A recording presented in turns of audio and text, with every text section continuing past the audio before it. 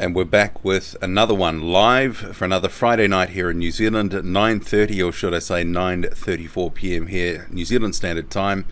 Boxing Squared weekly live stream. Thank you for joining me. A little bit late this week. Got to about 8:30. I've had a big week, and I was like, I'm going to just slip in a little bit of a nap here. And before I knew it, I was hitting the snooze button and leaving myself very short of time to set up the live stream. But here we are. So a number of topics to get through this week. I'll just quickly rattle them off, and then we'll get to the chat, a few comments, and into it. So the topics that I wanted to traverse this week, of course, we've got the big Wilder Ortiz rematch this weekend. It's the big fight of the weekend. And when actually you look at the rest of the schedule, it's ultimately pretty light. So this is the big heavyweight fight of the weekend. I wanted to talk about the promotion in general, who wins, how, your picks, get to some Patreon questions as well. Anthony Joshua Sky interview. What did you make of it? Couple of interesting things. Bow down to him if he wins. Derek Chisora sneaking into the WBO top 15. Joe Joyce and Marco Huck look set for early January. Daniel Dubois calls out Joseph Parker. Oscar Rivas looks set to return in January. Dillian White on the undercard of Ruiz Joshua 2. And a couple of other things along the way. So we'll get cracking into it. So we've got 7 in the chat at the moment. Good evening to you, good afternoon, good morning, wherever you are.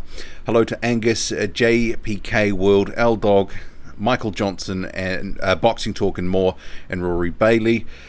Hello to one and all, wherever you are. I hope you're having a good day or good evening, whatever the case may be. Hello to George Michael, who's just entered the chat. Got to have faith. Heavy D is here as well. So I guess we'll get into the first topic that I wanted to sort of really get into in the stream, which is, of course, this big Wilder Ortiz rematch this weekend. And if you follow my Twitter, I actually put up a post... it would have been about 12 or 18 hours ago. I was talking about this rematch in the context that Fox and PBC have actually done a really good job of trying to generate some good interest for what is effectively a recycled fight that we've saw end pretty conclusively the first time around.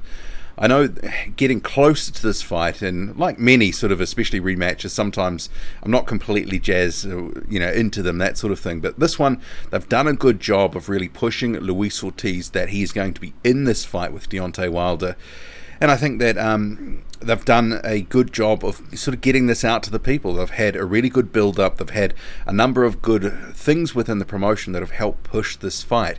And the old man narrative for Luis Ortiz has sort of been quietened down just a bit.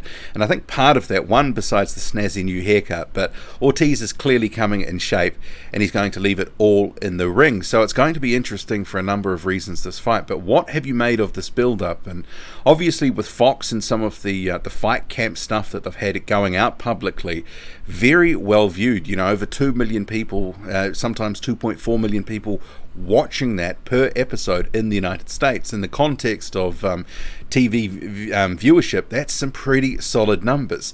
Does it translate into the pay-per-view? Well, I think we're going to see it, but it's quite interesting for me, the effort that Fox has put into this. They've really gone gung-ho to try and make this a big event, to make it work for the pay-per-view and the numbers that they obviously want to try generate. So it'll be interesting with the bigger network compared to Showtime, where Deontay Wilder had been before. Fox is a bigger beast, and Showtime obviously a cable service. It's not quite like for like. So Fox can kind of flex its muscles here, and it has been doing so in the run-up to this fight. So it'll be interesting what the numbers will be. But in terms of the fight, we'll get to that soon. But your thoughts on the sort of build-up so far? I'll just get back to the chat here. So we have Portgas Diaz in the chat here. Hello to you. George Michael says, I thought the first fight was a classic, to be honest. Best fight ever. Well, best fight ever might be going a little over the top, but it was a good fight. But it really was a tale of two halves as well. I think people forget that. It was very low volume, and the crowd was booing in the first few rounds of that fight because it was so strategic, and no one wanted to make a mistake first. And ultimately, Ortiz made the first mistake and wound up on his bum on the canvas. But after that sort of from round five onwards, it was a pretty tremendous fight. So I mean, maybe it will sort of heat up a little bit earlier this time around, but I do expect that there'll be somewhat of a feeling out process. So Heavy D says, did Wilder's comment on Floyd not passing the torch have anything to do with Floyd's announcement of his return today? I can't comment on that. L Dog says, I hope JP fights Dubois. Parker is too much too soon for Dubois. Might pay off in the long run, legacy-wise. Yeah, I'll get to that topic early. I don't want to sort of blow my wad this early in the stream on that topic because I did want to cover that. So L-Dog says, Mr. Ortiz, we have organised you a barber to make you look younger. And honestly, it really is something that has made him look 5 or 10 years younger. Just having a slightly different haircut, slightly different profile. He looks like a different guy. I mean, obviously, shredding a little bit more probably helps too, but I mean, and I had a few people coming into the comment section of a couple of videos where, because obviously I've noted, this guy looks a bit younger, and a few people have been real bent out of shape. They've been getting all bitter and twisted about people mentioning that he's looking younger, and that will have no bearing on the fight. But people are mentioning he looks younger because he looks younger. That doesn't necessarily mean people are putting too much stock into how that will make him perform. I think people are more looking at, look, he's shredded up a bit, he's looking in better shape, he looks in better condition. Perhaps he will have a better stamina sort of volume in this fight. We'll have to see. But I mean, maybe this will end up being window dressing and Wilder sparks him out in a few rounds. That could totally happen. I mean, I guess at this level, anything can happen.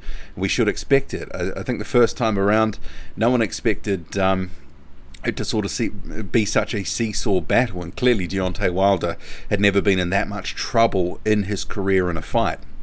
Getting back to the chat here, I see we've got Right Hook Boxing in the chat. Hello to you, and if you haven't subscribed to his channel, please do so. Black Templar's in the chat. Morning from the UK. He says morning to you too. Philip Crew is here. Fox build-up has been excellent. Seen them all. Yeah, and that's why I wanted to start off with this topic, because it really has been a good promotion, and I think it has been maybe something that's been a little bit lacking, the sort of promotional push in Deontay Wilder's career. But this network for this fight has really got behind the fight, and it's good to see. And if it translates to bigger numbers than expected, that's great, because in the tweet that I posted, which I was sort of complimenting that they've done a really good job on this for a recycled fight, where there was a conclusive knockout the first time around, I think a lot of us were just a little bit like, meh, it is what it is. We'll watch the fight, it'll be good, but it won't necessarily get us all that excited. But I think the way that they've handled the promotion has been first rate. So Offend in Every Way says, is Fury taking the piss? WWE, MMA, singing. Is he cashing in before getting KO'd by Wilder, or is he still a top heavyweight? Well, it's probably all of the above. He's cashing in because he wants to make as much money while he can, while he's at the height of his fame, I guess. I mean, remember that Tyson Fury, even after he sort of beat Vladimir Klitschko, I think people forget how much of a controversial figure he was with some of the things that he said. Like, he was never really fully embraced, and it appears that his comeback, some of the story, the elements of it, and some of what he's been doing, of course he's looking to cash in those big paychecks. He's got a couple of decent checks, allegedly over $10 million per fight, facing Otto Wallin and Tom Schwartz. There's some suggesting he got £12 million for the WWE pay-per-view in Saudi Arabia. I mean, why wouldn't he want to take what's on offer while he is a commodity of sorts? I mean, he will still be a top heavyweight, but he is, I think, like a lot of these other heavyweights, beatable. And I think we've seen signs that he's hittable, and maybe not as unhittable as some people sort of make him out to be. So JPK says, Varda, haven't said that Wilder and Ortiz are taking drug tests, so do you think Ortiz could be cheating based on his shape? Well, I wouldn't want to sort of go that far, but I mean, I remember from the first fight, the first time around, the real drug testing, for the Fury fight, Fury and Wilder, that didn't really kick in until about 3 or 4 weeks before the fight. It was a massive delay, so I'm not sure what arrangements they have in place for this fight. So, Chupa Cabra says, no B sample, no title shot. That no B sample jive is just going to follow Dillian White around forever and a day. They do need to sort of sort that out in terms of UCAD, and if he's guilty or innocent, we need to know the information, because the sort of cloud over his head. It's not helping him in any way.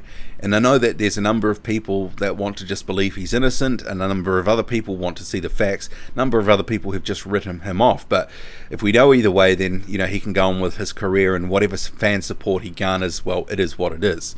But until they sort of sort that out, it is going to hound him and follow him around. I saw Eddie Hearn actually on, Seconds Out or one of those, saying that he's been cleared. But effectively, it was the same old stuff we've heard from recent months. That effectively they're still waiting for the all clear, something to come through from UCAT.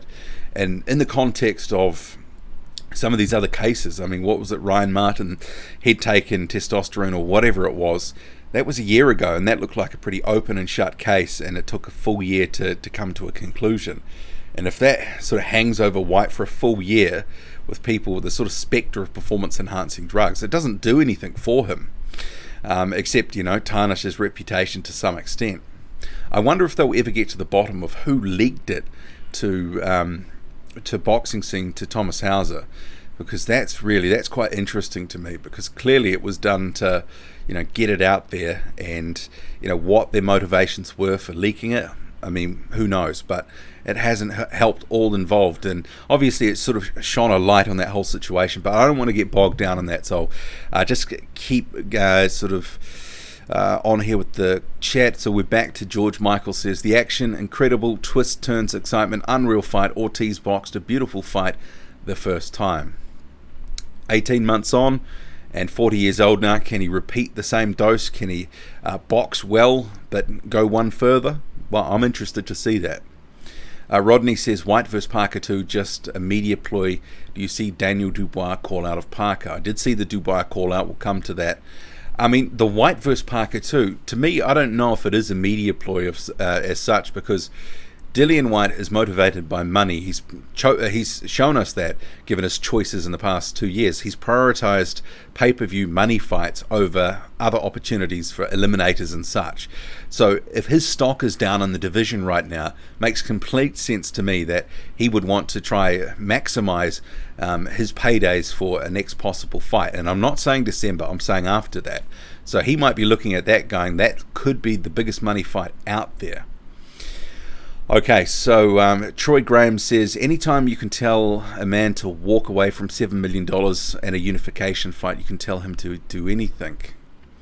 Well, I did see that there was, on social media, the sort of purse minimums came out, and Luis Ortiz's guaranteed minimum, apparently 1.5 million. So obviously they'll be hoping for quite a bit of upside there, but presumably it's not going to come close to 7 million. And I remember some of the interviews that Luis Ortiz and was this his trainer?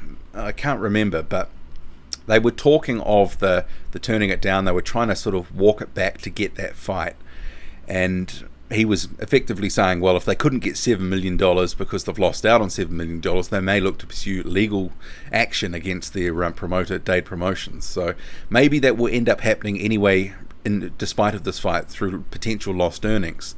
I mean, Ortiz, he may be like, well, hang on, I'm not getting this this money, all this sort of chunk of change that I should have been getting. That's on you. I want it. So Tommy Tempest says Ortiz had a makeover. Yeah, he kind of did. I mean, the haircut and just some of the way that they worked this promotion, there was more emphasis on Ortiz and the way he was looking and sort of shredding down. They made a big push of it. They issued a number of press releases coming out of the Ortiz camp, which in itself is a bit unusual. More it's of the champions camp. So Heavy D says it's LeBron James's earpiece. L-Dog says Ortiz went on that female show 10 years younger. Or maybe he did. I think they were obviously made a deliberate sort of attempt to try, soften his image, make him look a little bit younger, a bit fresher, because of this whole old man narrative which had been floating around. And you best believe that if Deontay Wilder sparks him out in 1 or 2 rounds, that will come back and be talked about, that they've tried to make him look as young as possible, but ultimately he was an older fighter who was shot. Whether that's true or not, we'll have to see on fight night and how he performs. But at 40 years old, I'm not expecting him to win. I just think his best opportunity was 18 months ago. 18 months on, and you consider some of the form that he's had since. That Christian Hammer fight, I mean, Hammer is an awkward character, can make you look a little bit sloppy at times, but Hammer was catching him with the right hand a lot, and if his reflexes have slowed down significantly, or even maybe it's just a marginal sort of slowing down since the first Wilder fight, that may not be good for him in the second one. So Chupacabra says, when are you going to start working for DAZN? How do you mean doing what? I haven't had any approaches from anyone ever about working for them, except I do get the odd approach from, and it's generally on Twitter, from people who are starting up their own boxing websites and want me to write for them for free, trying to sell me that if I can, if they get so many people with ads and other bits, so effectively I'd be working for free, and I don't think that would be the best use of my time. And I'm trying to grow my own platform here on YouTube, of course, as well. So George Michael says Ortiz had southpaw lead hand control, sidesteps, bouncing on feet, counter shots, really good fighter. Yeah, he is. But I mean, Father Time is undefeated, and we'll soon see what Ortiz has got left in the tank. But you know what? If he wins, and this is an interesting fact, he'll be the oldest heavyweight champion since George Foreman. How about that if that were to happen? So Jay Shine says it's 2:40 a.m. here in Houston, Texas. Wanted to check out live What's Up Boxing Squared. Well, thank you for the dedication joining the stream here. It's 2:40 a.m. That is late, or I guess early for some. So thank you for being here, Jay Shine. Angus says, what did Dubois say about Parker? Well, effectively, he just said, if he can't get any fights, I'll fight him. And actually, I'll move on to that as my next topic, given we've had that mentioned about 3 or 4 times. Oh, hang on, I'll get to John Otter, who said, who wins tomorrow Boxing Squared, Wilder versus Ortiz? Well, I'm picking Deontay Wilder. I think, he's sort of at the point in his career, he's at the sort of the peak point, I think, of his prime. And I think the next year or so, he's going to look pretty good. And I think in this fight, with all his experience that he's now got, because they've built him up slowly over time, but he needed that given he didn't have the amateur experience. But he's been a champion since 2015 now. We've had some of those crappier championship fights that he's, and he's stepping up the levels. And I think he is going to stop him, and probably between rounds 6 and 8. But I think it could be a pretty decent fight before it's all said and done. In terms of John Otter talking about Joseph Parker and Angus Young asking about Dubois and Parker. Yeah, so Dubois said, look, if you can't get any fights, I'll fight you.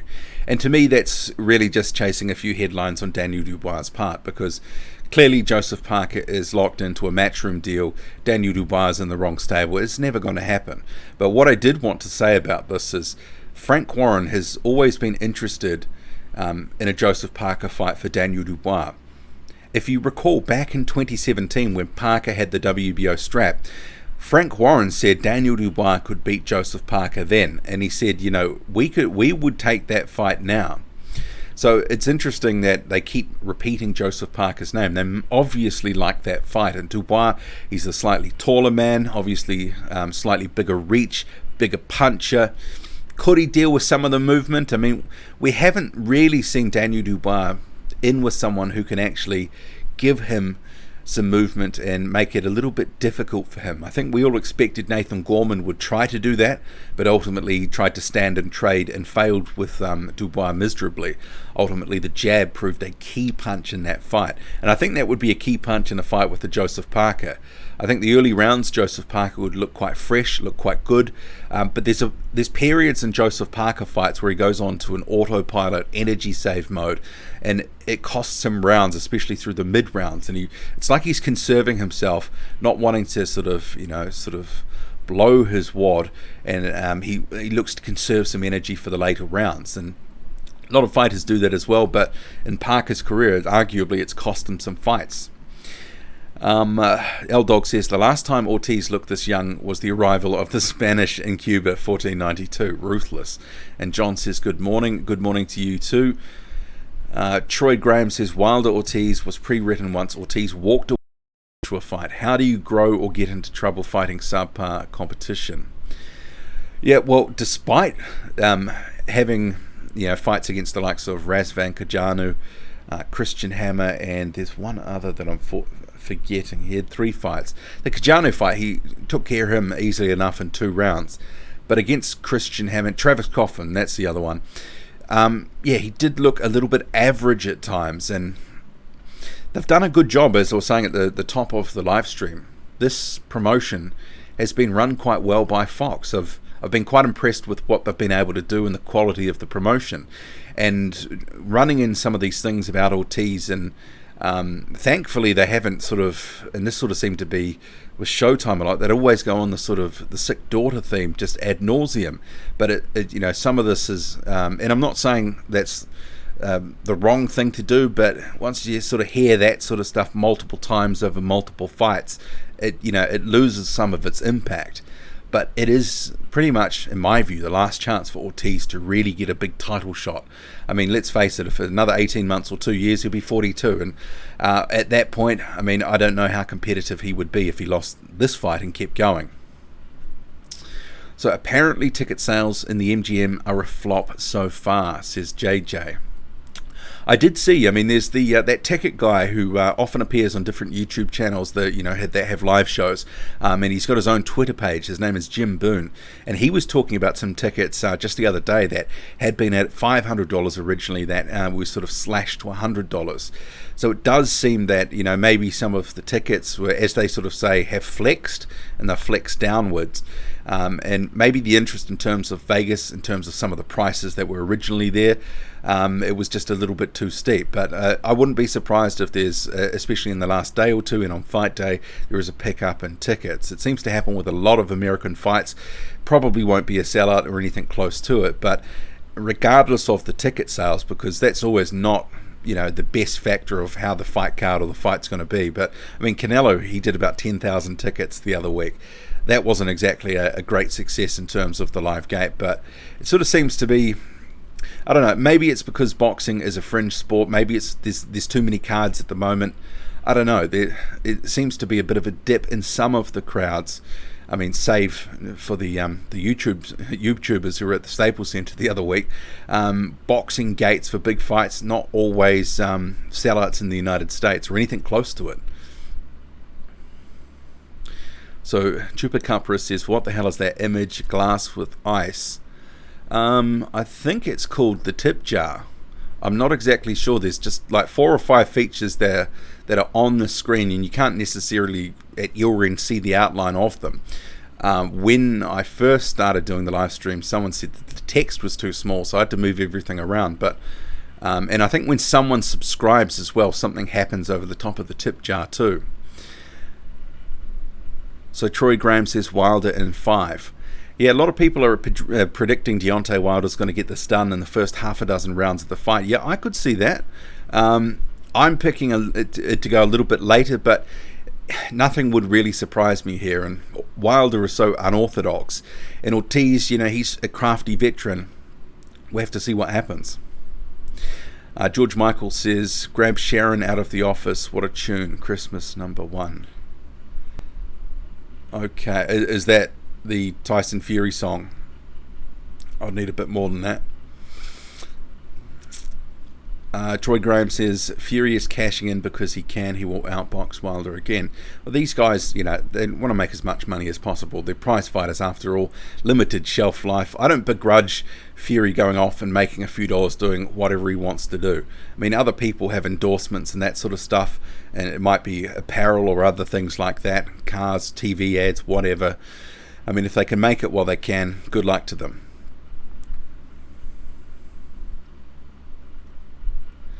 So Right Hook Boxing says Fury doesn't care about money.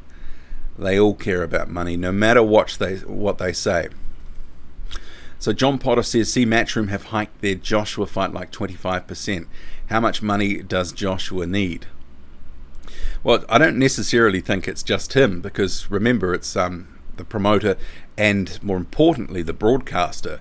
So I mean, I talked about this on a Patreon video just the other week in terms of, I don't necessarily think it's a cash out of sorts. I think it's kind of a bob each way.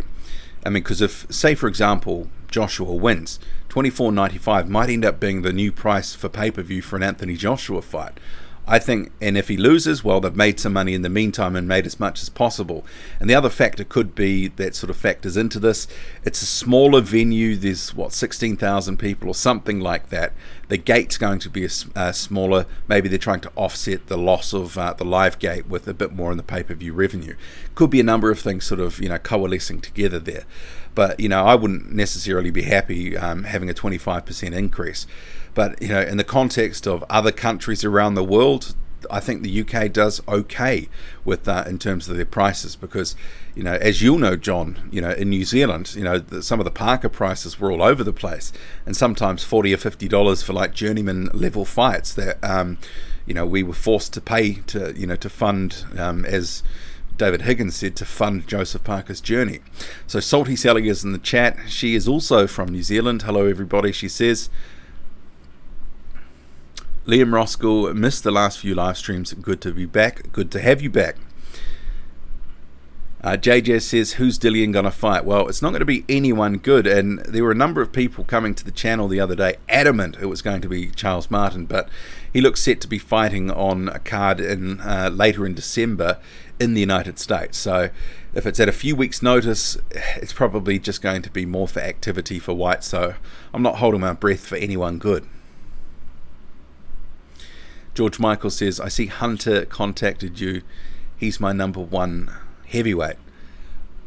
Not so sure he contacted me. He did retweet a tweet that I'd put out about Alexander Povetkin in his training camp.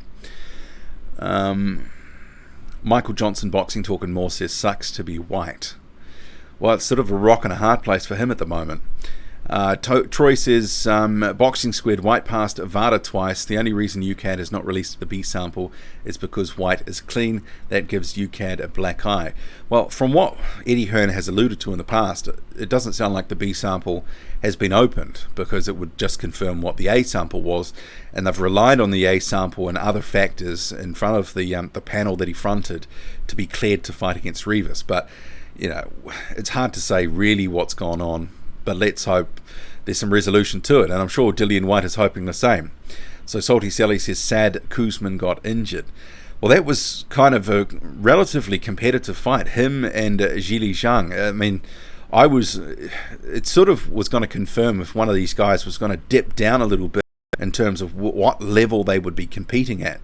I think for Zhang, he's an unknown quantity. Is 20-0, hasn't really faced anyone of note. Kuzman was a step up, but for Kuzman coming off such a nasty sort of one-sided loss to Michael Hunter, he could sort of at least establish a level where he could work away from. So Marla2243 says White Parker could happen because White won't get a fight with Wilder until 2021. And at this point, if he's got this whole thing swirling around with the PED thing, I've been saying that it might just be the most lucrative offer for him around at the moment. He knows that it will make money, there'll be interest in it, because the first fight did, about 400,000, 450,000 buys in the UK. So Aldog says the channel was growing like crazy at Boxing Squared. Congratulations on 20k. Well, I wouldn't say it's growing like crazy, but it's just a bit, and it's taken just the best part of 2.5 years to get to 20,000 subs. But I'm certainly grateful, and that was one of the things at the very bottom of my list. I wanted to just say thanks to one and all for supporting the channel. And 20,000, yeah, I'm pretty happy with that. Generally what happens is there's periods of growth in the lead up to big fights, because I'll do a bunch of pre-fight coverage. In the month before the fight, I'll start putting out different videos related to stuff, and that's when a lot of fresh eyes sort of come to the channel and sort of check out the content. Because the period, I think, after June and to about September, there weren't really many big fights, and it was pretty slow going there for a while. So I'm glad that people are coming to the channel to see the content. I'm glad you're here checking out the live stream. Thank you one and all. So Todd says a boxer or fighter has the right to make as much money as they can. This is a dangerous sport. It's not acting.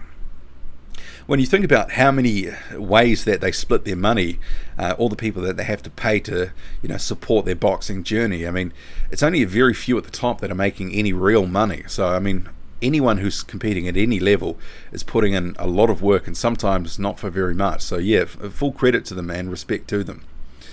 Wilder Scotland says, good morning, Boxing Squared. Hope all is good. Peace. A little bit tired. It's been a big week. I actually snuck in a cheeky sort of nap ahead of the live stream, and I snoozed, and it left me with very little time. So there may have been a few people waiting at the half hour, but I was about 5 minutes late. But I'm here, and we're well into the stream now, and a number of other topics to get to. But I'll just try to catch up on the chat a little bit. So Todd says, a man walked away from $100 million due to ego. And time will prove if that was the right decision. Because if he ends up beating Ortiz and beating Tyson Fury, he may end up making that $100 million back. But, you know, it's a big gamble. So Kim Bateman says, boxing scared. When the article is released within the next week about Parker, you owe me a shout out. Lol. I have seen a few different people coming to the channel with a few different bits and pieces making allegations about Joseph Parker, but at this point in time it would be unwise of me to be parroting them on without any knowledge or having any facts to talk about Parker and anything that's going on outside of his career at the moment. But if something does come to light, well, I will talk about it. Troy Graham says, Todd Bellino, he walked away from $100 million and has done nothing since. L-Dog says, what will be funny is if Ortiz puts his hip out in the fourth and the fight has to be stopped with him winning a technical decision. Ruthless. So Adam Fahey is in the chat. He says, missed the start. Damn. Big Boys Boxing, he says, sup team. He is in the, and if you haven't checked out Big Boys Boxing, that is formerly the Kiwi Box channel. He moved locations. Do subscribe to his channel. He actually had a video a day or two ago, which I did actually mention part of in my Derek Chisora Wbo Rankings piece, which it was a really interesting point that Big Boys Boxing raised about Alexander Usyk, and given his super champion status at cruiserweight for the and he's allowed to come and fight the champion at heavyweight.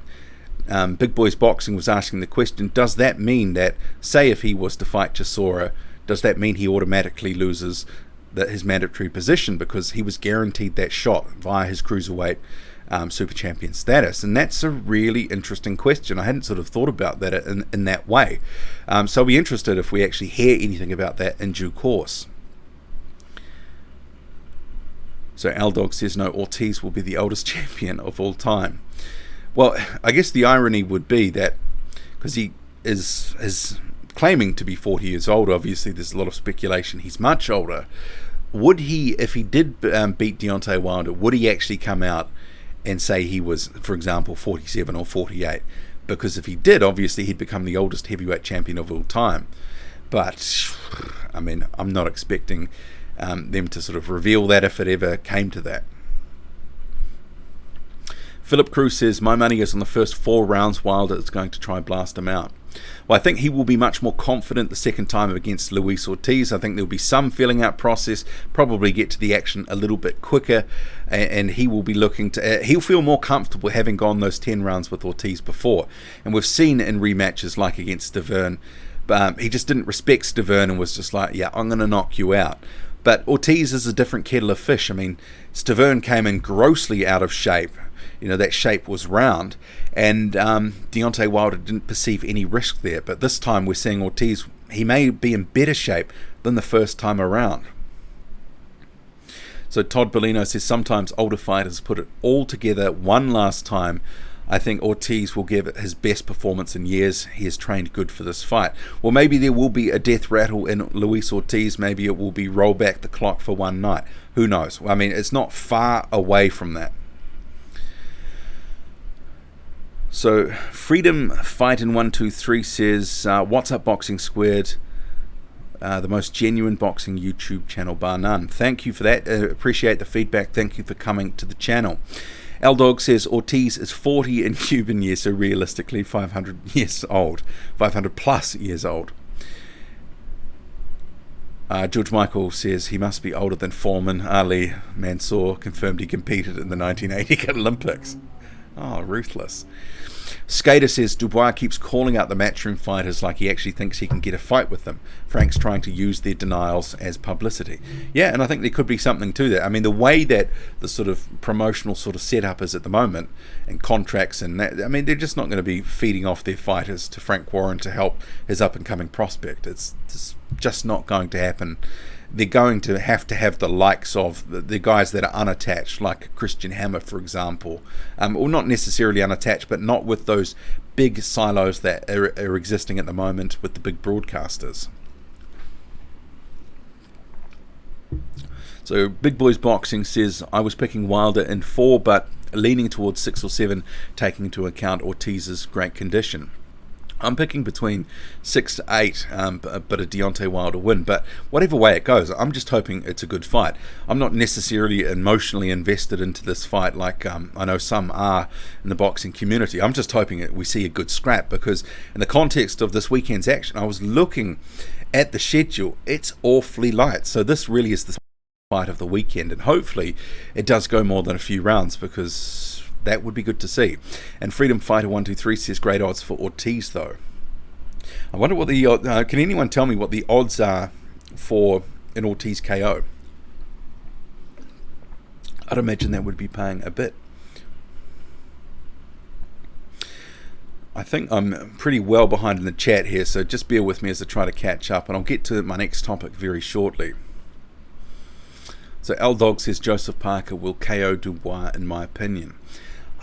I'm not sure Joseph Parker has the sort of one-punch pop to hurt Dubois. I think we've seen he's got a decent enough chin. But I mean, I don't know if we've ever really seen anyone work Daniel Dubois over and make him work.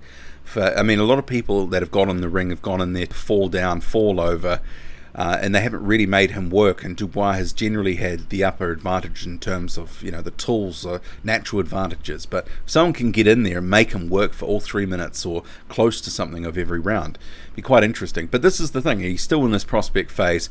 Frank Warren's calling out guys like Joseph Parker, knowing the fight won't get made, but at this point in the next year, they're still going to be conditioning him in terms of what, you know, giving him the experience he needs to once he gets to the sort of the top level. And I expect, you know, 2021 is going to be sort of more of the year for some of the big prospects right now, the likes of Dubois, Ajagba, Hrgovic, for example. You know, they'll start really coming through from, you know, to the top end of the division from about 2021.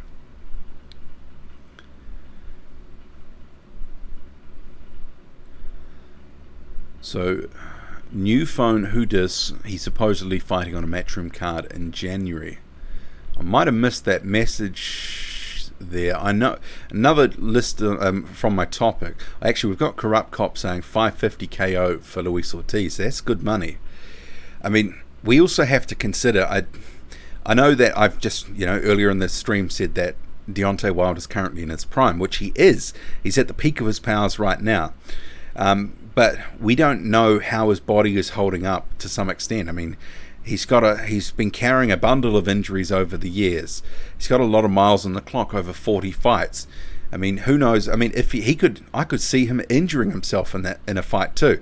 I mean, even in that Dominic Breazeale fight, which was a round, he, you know, hurt his left arm, and I do believe that did sort of delay the sort of forming an announcement of the second fight. But yeah, that would really be if there was a cut or an injury and some drama like that, that would make it even more juicy and tasty, you know, in terms of what would happen in the fight. And who's to say that Luis Ortiz doesn't get injured in the ring as well? I mean, yeah, there could be all sorts of things that could go on in this fight. I've been, getting more excited about this as the sort of the weeks have rolled on. As I was saying earlier, I was a little bit meh about it when it was announced because it was a recycle fight. We'd seen it. So Big Boys Boxing says $18 for Ortiz by decision. Yeah, it's probably about right. Yeah, that first fight, I had Ortiz up on my card despite the knockdown in the 5th round. So ahead of that 10th round, he was up on my card. But judges didn't necessarily see it the same way. So L-Dog says, going back to that comment by Skater who says supposedly be fighting on a Matchroom card in January. this was another topic on my list I was going to mention, which has been a number of different social media accounts from Canada have been reporting Oscar Rivas is going to be fighting in late January in Miami. So I'm still waiting for a bit more information before doing anything on that, because at the moment it sounds like it's more tentative. As you know, there's no confirmed opponent, it's not necessarily confirmed the card, it's a little bit sort of shifting sands. But if he is to join Matchroom, well, that's another good addition to the Matchroom stable, and you could totally see if he has a warm-up fight in January or whatever, because he would have been out of the ring for 6 months, he could have a big fight sort of towards mid-year against one of the Matchroom fighters. That is, if he is joining Matchroom at all. I don't know. We'll have to see what happens with Oscar Rivas. They haven't really announced too much. It sort of, there was the sort of back and forth between Top Rank and Matchroom who were going to sign him. Just kind of went a bit quiet and nothing really sort of has come out. So Matthew Goodman says, only reason Ortiz is getting a title shot is because he went to the same school as Shelley Finkel. Ortiz was in the year above. Oh, ruthless. Yes, I've seen quite a few good Ortiz jokes in the last couple of weeks about his age. And even though they're ruthless, they are welcome at the same time. But let's hope it is a good fight. And imagine if he was just 40 years old, though. If all the sort of talk about, because obviously the sort of, you can't trust some of the ages sometime, because there's no paperwork. But imagine if he was just 40 and he has sort of looked older because he's had that sort of, shorn look. But, it's amazing what a sort of growing out his hair has done and made him look a little bit younger. And Crown Admirer says, in all seriousness, Ortiz is looking like a beast right now. Well, he's putting his best foot forward, and that's all he can do. So if he comes up short, at least we know that, unlike a Berman Stavern, he came into this fight with every intention to win it and coming in shape. Adam Fahey says, would not be surprised with Ortiz retiring if he's KO'd. Yep, I could see that. I've I did a piece on Patreon saying how viable is it for him to continue if he gets knocked out in this fight. I mean, I guess maybe it depends how much money is he going to make. What I will do is I'll just quickly shift over to my Patreon, a couple of questions that have come in for this live stream. So Toby asked, what do you make of the PBC not recognizing the WBO? And what do you think the real reason behind it is? It's interesting, this whole sort of WBO thing has just crept up over time, and they've been out of a number of rankings. They hadn't been fighting for titles and paying sanctioning fees, and I'm not sure of the genesis behind it, but I mean, it could possibly be a precursor to bringing in their own belt. I mean, maybe they just don't want to cut, they've decided we're going to do this at some point. We don't want to cut, all sorts of money and sanctioning fees, 4 ways, better do it 3 ways. And maybe eventually we're going to see them sort of just whittle down who they are paying their sanctioning fees to. I actually talked about in a video on Patreon just a week or 2 ago with the PBC belt potentially incoming for 2020. Is this actually potentially been sped up by the possible introduction of Zuffa Boxing, that if they come into the market with Dana White, etc., they will be probably looking to do their own sort of belt. So this could be just an acceleration of what maybe it was a longer term plan for PBC, but perhaps with the inclusion of a Zuffa Boxing on the scene at some point, maybe they're thinking the time is right to start doing our own thing, because others will be soon enough. I mean, I think a lot of people, a lot of these potential silos in boxing right now may just go to do that.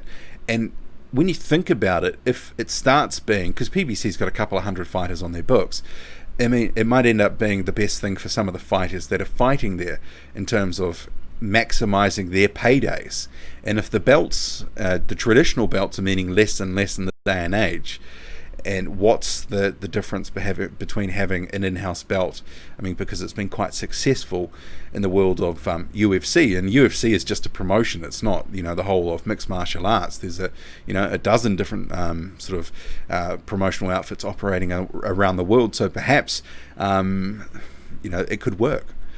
It just could be a mechanism to help them keep and make more money, especially for fighters. I don't know. We'll have to see what happens there, because it's interesting. I mean, if they have some of the backing of Fox for a long term, and they can continue to sign a lot of quality fighters, I could see them doing it and it working. So Ruben says Wilder can always give them the third fight after he gets knocked out this weekend. Well, I hope if Ortiz is knocked out, just like Berman-Stavern, we would not see a third fight. So Lawrence says, what's good, bro? Hello to Lawrence William. And if you haven't followed his channel, he is a big boxing buff and does some very good previews and other boxing content on his channel. So make sure to check him out. Very detailed, and he's got a lot of good knowledge on a lot of really sort of sneaky good fights that are coming up and aren't necessarily getting some of the coverage. And, you know, from all sorts of divisions within boxing. So Marla says Kim Bateman was... Okay. I won't... I'll just move on from there. Philip Cruz says Wilder in 4. IEB says sup BS. Sup to you too. Angus says Boxing Square, do you think Parker can become a 2-time champion again? Well, I think it comes down to opportunity and circumstance. It looks like, for example, if the WBO belt would be vacated, that he would potentially be Johnny on the spot to get a shot, you know, with Alexander Usyk. That might be the only time he gets to have another shot at a belt. I don't know. It really depends. But he's with... I mean, and actually, I'll just get on to... Because I did a video on this the other day for my Patreon. Because Joseph Parker, back in New Zealand, has sort of attracted some media attention, making some comments that he feels like he's being not a priority at Matchroom at the moment. And the way that the story was sort of angled, and this will be partly the reporter in that you know, Parker's effectively a bit bent out of shape, that he's not getting the fights that he wants. And part of my sort of thinking on that was he's only been with Matchroom for 6 months. A couple of weeks after he joined, he got a fight with Alex Leopold, and shortly after that it was confirmed he was fighting for Chisora in late October. So in terms of what they could have done for him, I don't know what they could have done more. It's not their fault that Parker got a spider bite and had to pull out. So, you know, there's not too many cards, and if you look at the schedule, not a whole lot of cards left in the year, so I'm not sure at short notice how he thought he might be able to land on one of those. But, you know, it is what it is. What do you make of that? Drop your thoughts on that. So Todd says Ortiz has a chance if he forgets his last defeat and believes he was only fatigued, going all out to fight Wilder, gone first fight Ortiz, tied this, would be good fight. Ortiz is cagey. A few comments might have helped there. I probably didn't quite read that in the flow that it was intended. Yeah, Ortiz has always put everything down to fatigue. He's never tried to blame the extra seconds Wilder was given in round 8 for recovery, because he got those same seconds to recover himself, and he may, out of the two, may have needed them more because he was gassed. But I think Ortiz does believe it was down to fatigue, or at least has convinced himself it was. I'm not so convinced it was all down to fatigue. We have to remember he was the one that was put down first. But, you know, he didn't get a second win, Deontay Wilder did. And if that happens in the second fight, and Ortiz at 40 years old, I mean, what are his reflexes like? What are, you know, are his legs? Are they as good as they were even just from 18 months ago? We're soon going to see. Ivan says Wilder will get past Ortiz, but the main showdown is in December, when we see Ruiz prove it wasn't a one-off. Yeah, repeat or revenge. Will says you have to say Wilder, but it depends on Ortiz's adaptability. Yeah, I think a lot of people, given what they've seen of Ortiz in training camp and obviously being in good shape, are looking at this going, yeah, what does he really have left? And he does have power, you know, good power for a heavyweight, so a knockout is not out of the question. Boxing Square, do you know if there's any VADA testing in place for Wilder vs Ortiz rematch? Greetings from Switzerland. Greetings to you too from New Zealand.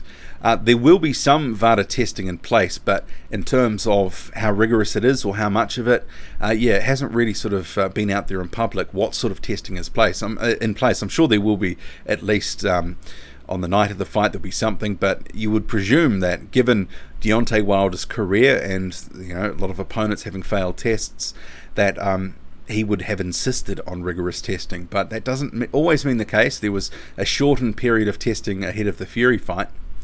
And New Phone Huda says greetings from Zurich. Theomis Lofi says Wilder Ortiz is free to air in Fiji. I wish it was free to air in New Zealand. It's $34.95 here. So Lee Craft, aka TBK the First, who's your favourite boxer ever? Favourite boxer ever? Well, I've sort of got a cluster of boxers, and I have covered this before, but I was a big fan of David Tua, of course, big fan of Evander Holyfield. They were two of my favourite fighters from the 90s in particular, and it was sort of when I first started following boxing, and apologies if you've heard this before, I was 6 or 7, and this was when Mike Tyson was really cutting a path in the late 80s through the heavyweight division, already a champion.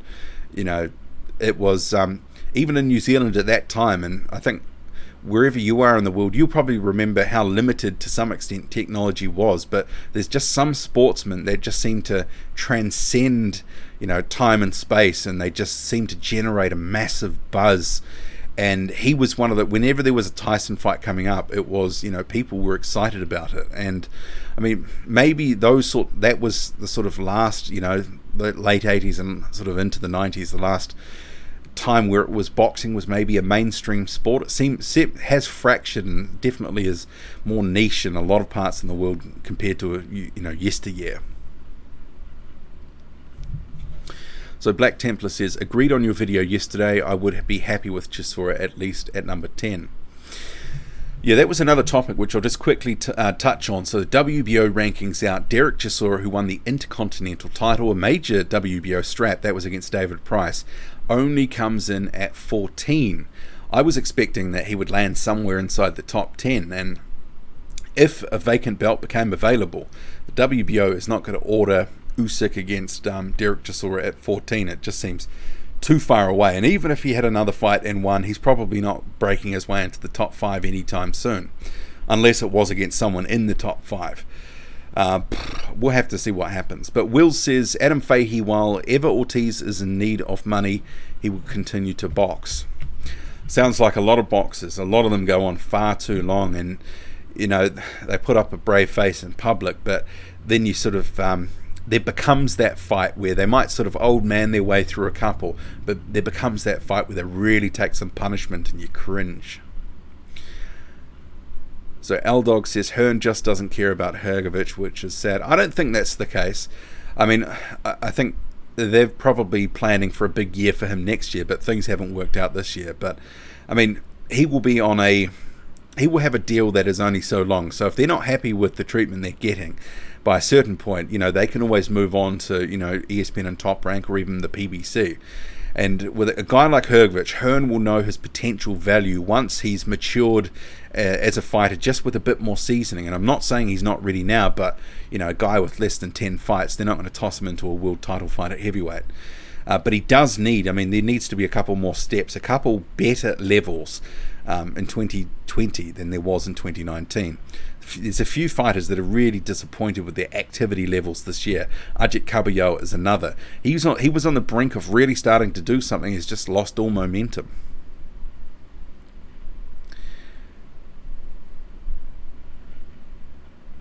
So Ty Z HD says, Boxing Squared, if White gets his mandatory shot in 2021 against Fury or Wilder, how would you see either fight going?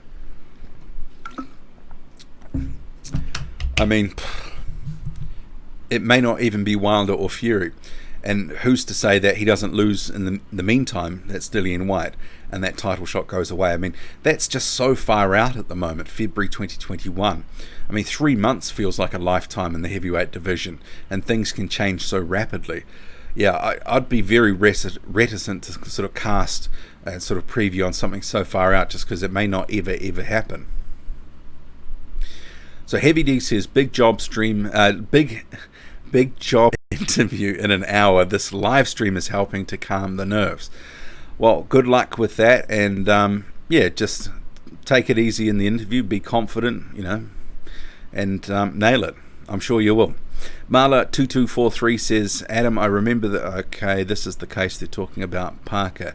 There's a few things that are floating around on the internet, as I mentioned earlier, about Joseph Parker and involvement in this, that and the other. It's not a topic I'll be canvassing at the moment, because obviously at the moment there's just rumour. So if something comes out and breaks in the media and there is some facts to get into, I'll get into that story.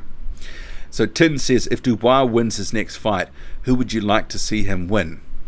I can't believe you said the word if there. He's fighting Fujimoto. He's going to devastate him within about half a round. It'll be as bad as the Tete fight.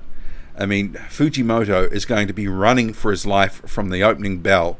The first hard punch that he takes, he's likely to go down.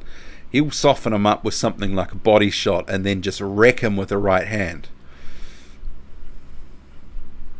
So Ty ZHC said, Heavy D, good luck for the interview. Yeah, good luck.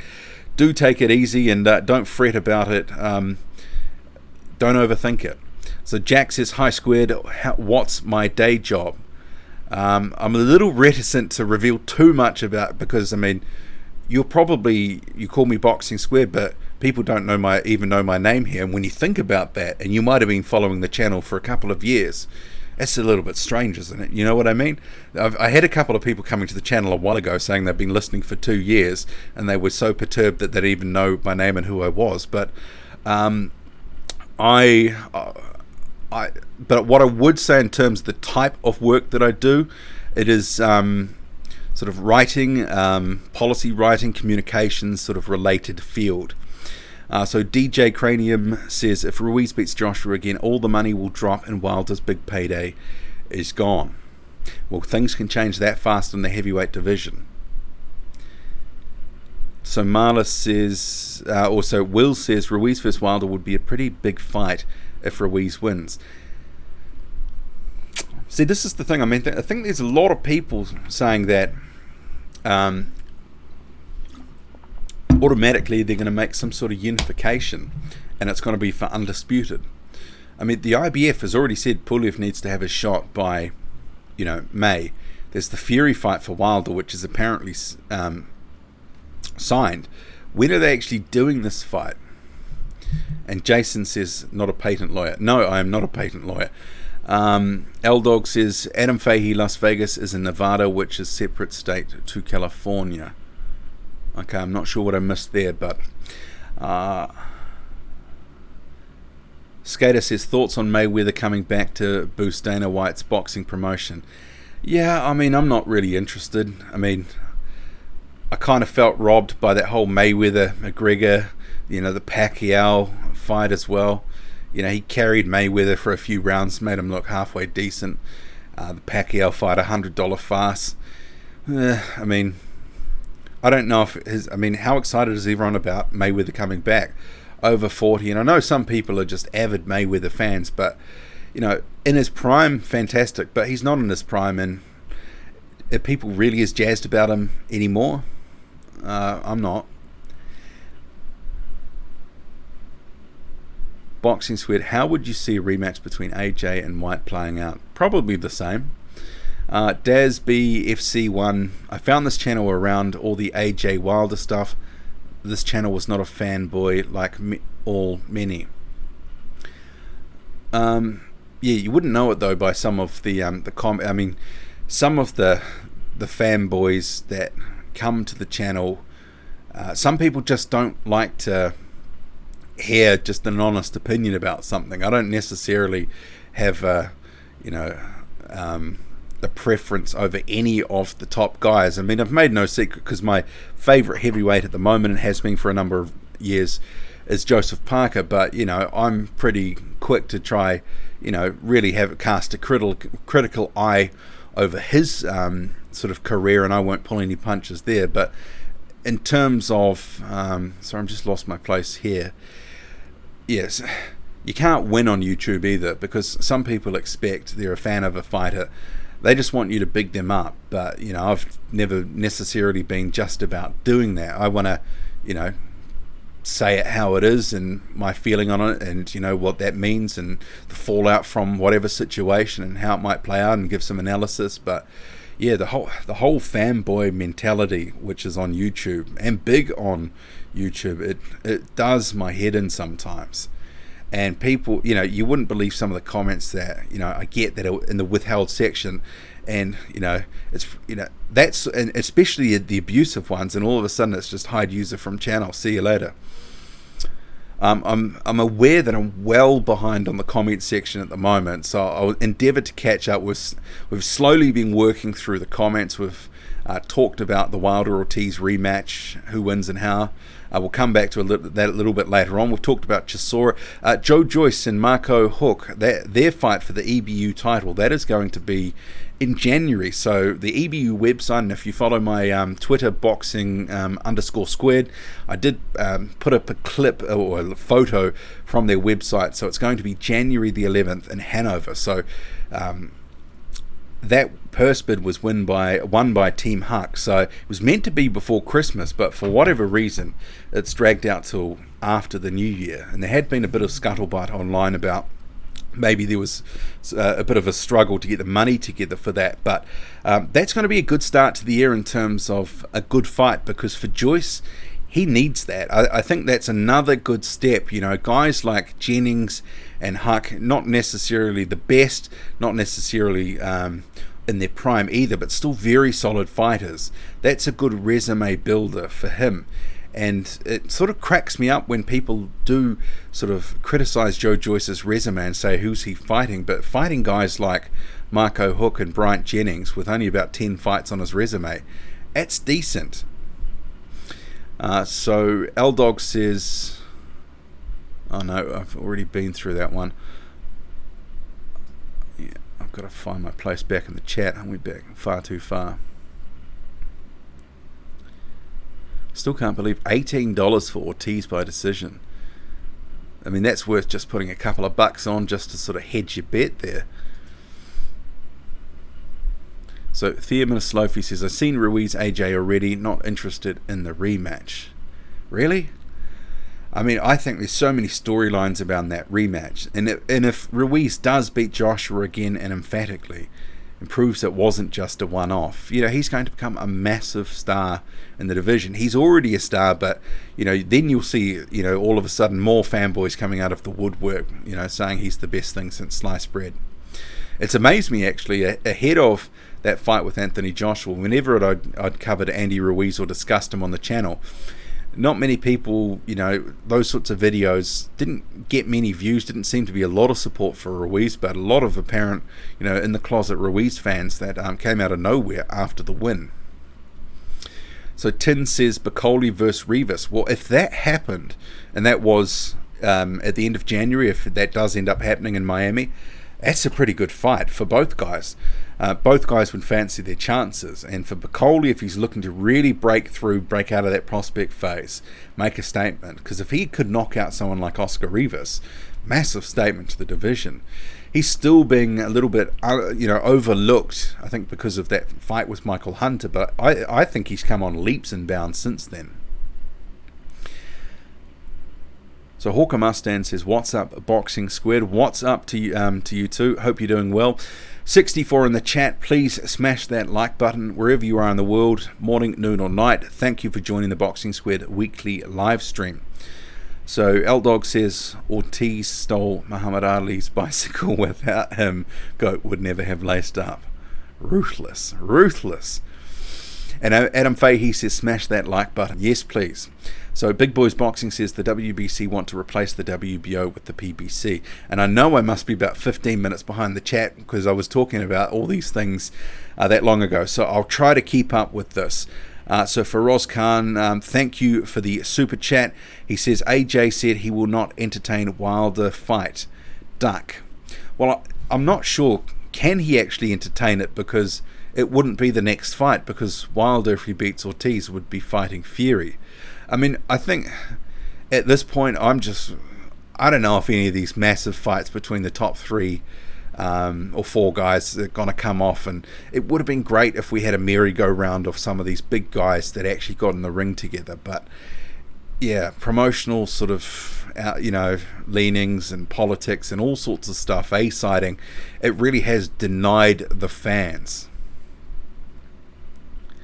So Hawker Mustang says, Fred is like that stinky turd that is just too big to flush. Okay, I'm not sure who who that is in relation to, but I'm sure someone will quickly point that out. L-Dog says, Wilder also said if he was white, he would be regarded as the most intelligent boxer alive. I think he is saying things to bring controversy and buzz around the fight. Well, I mean, it doesn't surprise me at all. Wilder says all manner of things in the lead up to a fight. I mean, before his last fight, he said he wanted to be pregnant. I mean, that certainly got some headlines.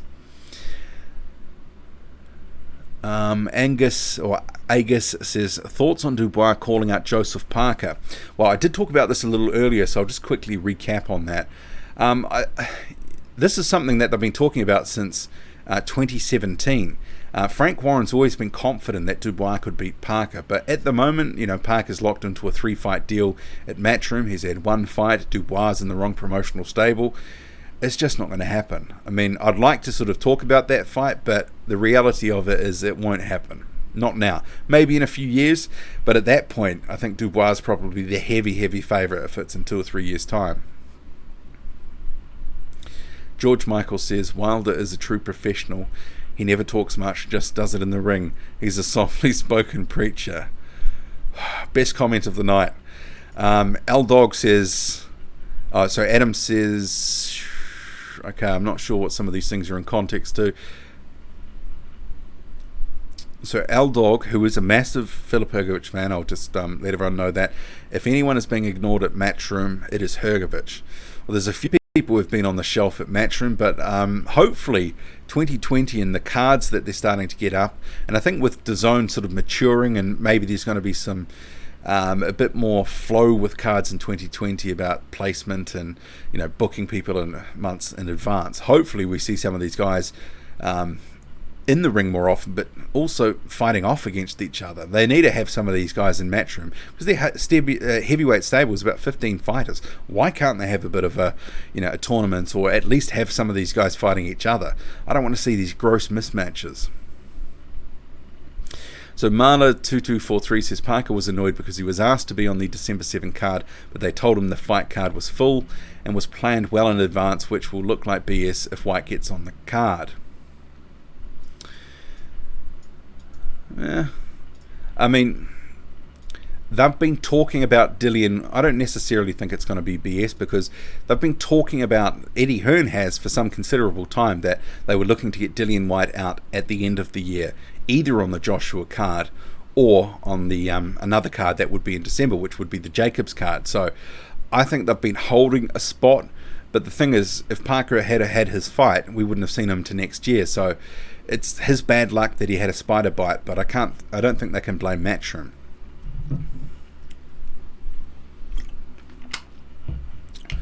So Adam says, have you covered that Kuzman is out of the Zhang fight through injury? We did talk about that briefly.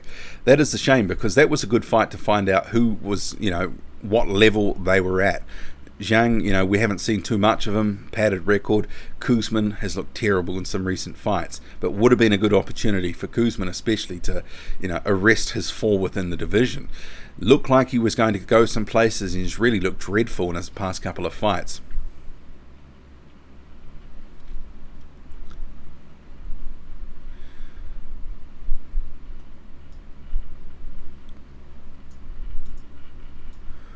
So Adam says, if White being on the card was done before JP asked Marla2243, then he just has to sit and wait and perform when he does get his chance. Yeah, I mean, I think that's it. He has to take his opportunities. I mean, I think the first half of this year, you can't blame Matchroom for Parker having no fights in the first half of the year. I mean, Duco, who managed Parker at that point in terms of promotion, they opted not to have a 6 or 7 week training camp for a Chisora fight for April. They pulled out of that. You can't blame anyone else but them. I understand why they did it, because they didn't want to run down his training camp time. But after that, I don't think, some of it has just been circumstances with the spider bite and him pulling out of there. But I don't think it's a tidy look, slamming your promoter. And some of these things are not in the promoter's control in terms of, Parker pulling out of a fight. And if there's limited fight cards for the rest of the year, a bit hard to do anything.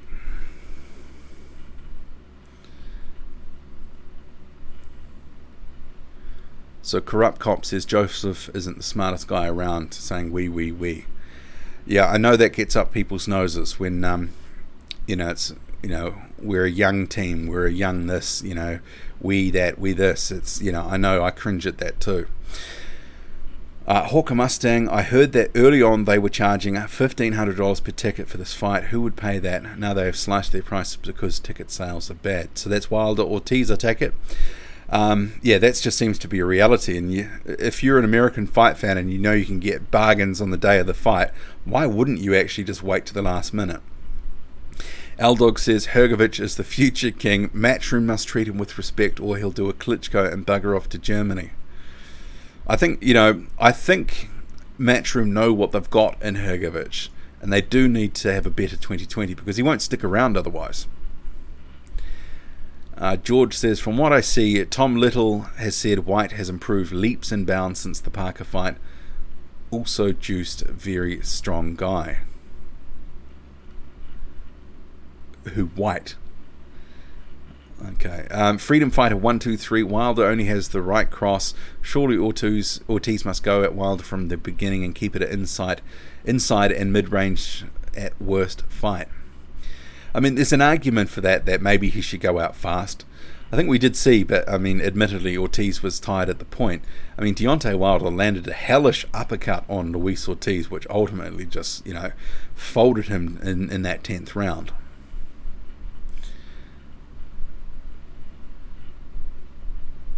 So Right Hook Boxing says, I'm here waiting Boxing Squared to sign the contract. Well, you priced yourself out.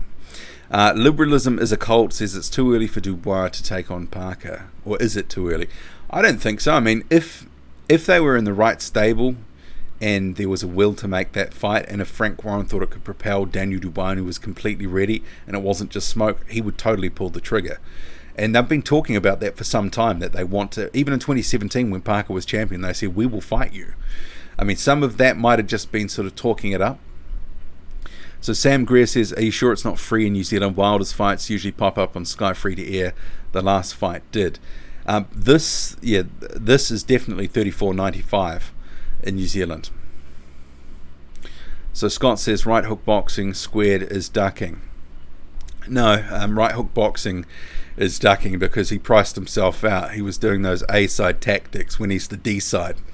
Adam Fahey says, he's crying over nothing. Sure, Duco would have feed him a knockover job in December, but he's with a much bigger outfit now, whereas Eddie has stated perform and he will blow smoke up your...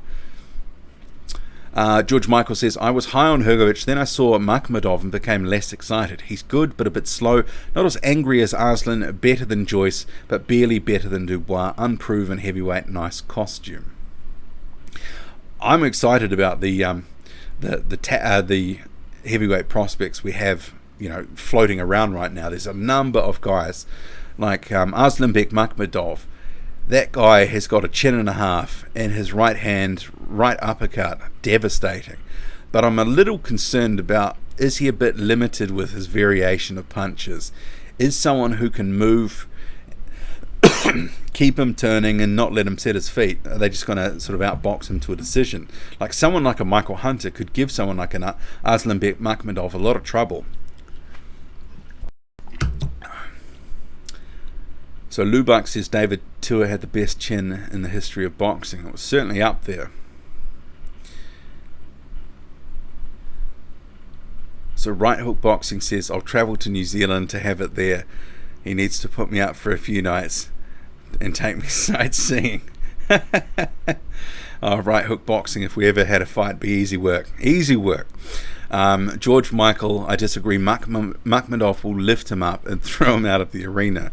He's a powerful guy. So Adam Fahey says, at Scott 70, how about you and Left Hook Larry? And Scott 70, a long-time subscriber, and Left Hook Larry, also a long-time subscriber, going at it in the last comment section. Really was a bit of a Barney there. So liberalism is a cult. McCall may disagree. Yeah, he had a hell of a chin too. So Scott 70 says, Right Hook Boxing, that sounds like a fair deal. I would insist on full VADA testing on Squared though. I don't think we'll have any testing for the fight. Jason Landis says, what time is the Wilder Ortiz fight on in New Zealand? I'll have to check, but I think it was like 3 p.m. in the afternoon. This is Sunday. Yeah, it's a benefit within New Zealand. It's only the Japan fights that are super late for me. Everything else is either the UK fights in the morning and the American fights are in the afternoon. So it's a perfect way to spend a Sunday. But sometimes it feels like a long day because some of those fights will start at like 7 a.m. in my time from the UK, or even earlier sometimes. So the fight card probably starts at 3 p.m. Main event might be at 4 or 5. We just recently changed from daylight savings, so the hours changed. So DWTM 4581, Death, Taxes and Boxing Squared defending that Pratt Hearn. Also DTM is a long time subscriber. Not a friend of Eddie Hearn. George Michael says the best boxer in the world is Guido Vianello. His speed and jab, boxing pays the bills if you're elite. Guido's still got a way to go to sort of prove where he's at, but I like what I see from what he's done so far. So Marla says late afternoon, I think, pay-per-view $34.95. It's a shame, yeah. A lot of Deontay Wilder fights have been, free to air in New Zealand in the past, but they were free to air, obviously. Elsewhere too, and if you had Showtime in the United States with a subscription, so $34.95. I guess it's one of these things I always think about, because you get the headline figure for the United States, say it's 300,000 buys, but it's always quiet about the other streams of revenue, about all these TV deals that they'll have, how much they actually make. I mean, New Zealand might be a small boxing market, but what if it got 5,000 buys, for example? Or something like that, or 1,000 buys. And if you had 20, 30 countries where it was similar, it really does start to bulk up the actual money. So I know we talk about the American pay-per-view type figures, and that's the money generated, but I think it's only the sort of scratching the surface, because the other revenue streams surely would be significant to some extent.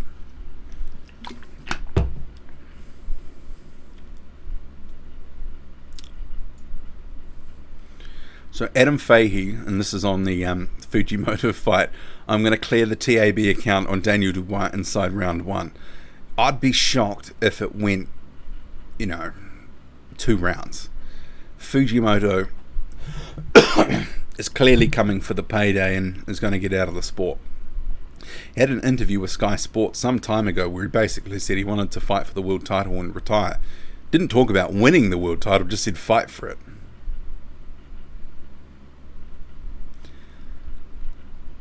So George Michael says, Yoka and Vianello are dangerous as they are boxers, pure boxers with defence.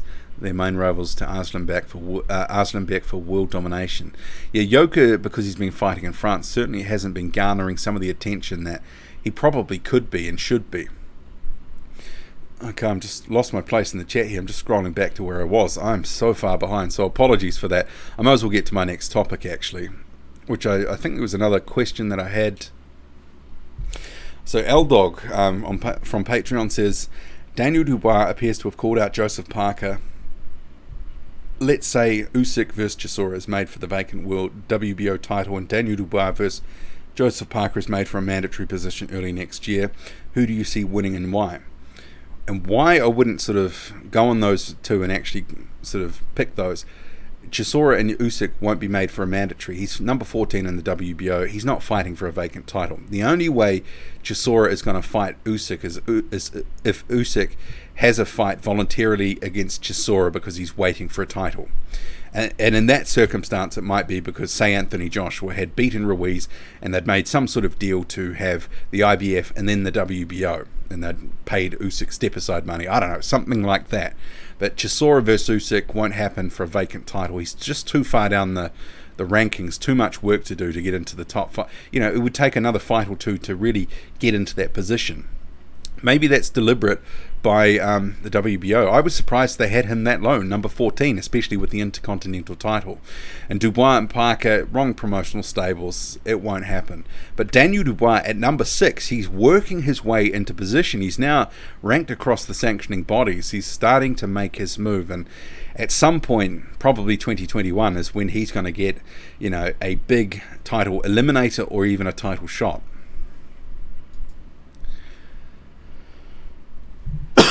Excuse me. So Adam says Cassius Chaney back out on Wednesday against Jones. It's an odd day to have a fight as a Wednesday. It really is. And this is where I was going to come to the schedule as well. This weekend, not a lot on. You've got Amron Sands fighting this weekend. Lenroy Thomas in a fight, but these are against journeymen. You've got the Wilder and Ortiz fight. It's easily the most interesting and biggest fight of the weekend. Dominic Gwynn in a nothing fight against Jamal Woods. Interesting fight with prospect Umit Kamkaran. He'll be fighting Mirko Tintor, and it's for the EBU external heavyweight title, whatever that is. But apart from that, there's nothing. It's not a lot on. But as Adam Fahey points out, Wednesday Cassius Chaney is facing Nick Jones. Nick Jones, of course, is a former FA Ajagba opponent.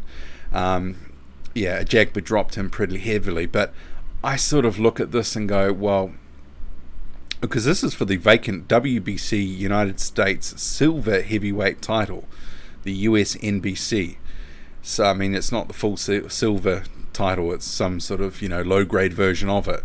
But Cassius Chaney needs to step up the opposition. At 17-0, he's still facing pretty low-caliber opponents. I mean, Nick Jones, what was he, FA Ajagba's 5th fight? I mean, some of the opponents, some of the matchmaking, I shake my head sometimes. What are they actually doing with him at main event? They should be pushing him a bit harder. Sure, he's had a couple of good wins, Cassius Chaney, in terms of how they've looked, but they've been against total overmatched opponents. And at 17-0, they've got to raise him a little bit up and put him into some challenging fights. If he comes up short, he comes up short. So L-Dog says Makhmudov was KO'd in the amateurs. His chin is suspect. No, I think he's got a good chin, but it doesn't mean he's not beatable.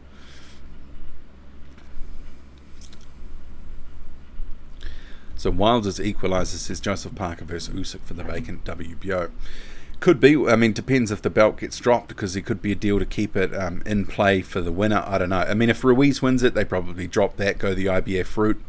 I don't know when a proper unification in terms of an undisputed fight is going to happen. It doesn't look too... I mean, a lot of people sort of say undisputed trumps mandatory, but when you have outfits like the IBF who've already ordered, Kubrat Pulev to have his shot, you can't get around that. They're just, and if you try to, they're going to lose the belt. So Zhang versus TBA is for the WBO Oriental belt. So far fought for that a week ago. Now it's on for Zhang. Well, didn't he have... And I tried to clarify this, but it seemed that there was 2 belts. That one was an Oriental belt, one was the Oriental International, or an Oriental I mean, there's been different versions of what's been up about who's holding what. I mean, it's pretty ropey. But it appears there's at least 2 different versions of a similar belt.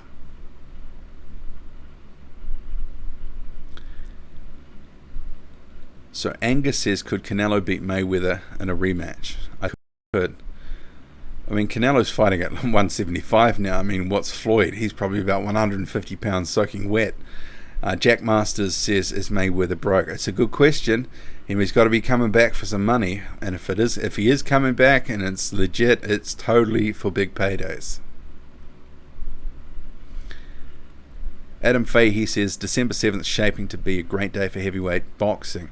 Yeah, I mean, you're pointing out there's a lot of fights on. You've got the whole Joshua and Ruiz card, where there's 5 fights potentially heavyweight on that card. But yeah, as you pointed out, Aslanbek Makhmudov, he will be back in action. And you have Simon Keane facing Sergey Lyakovich. And Braidwood versus Owata. Yes. See, the problem is, Makhmudov versus Peter, not competitive. Keane versus Lyakovich, not competitive. Braidwood versus Owata, not competitive.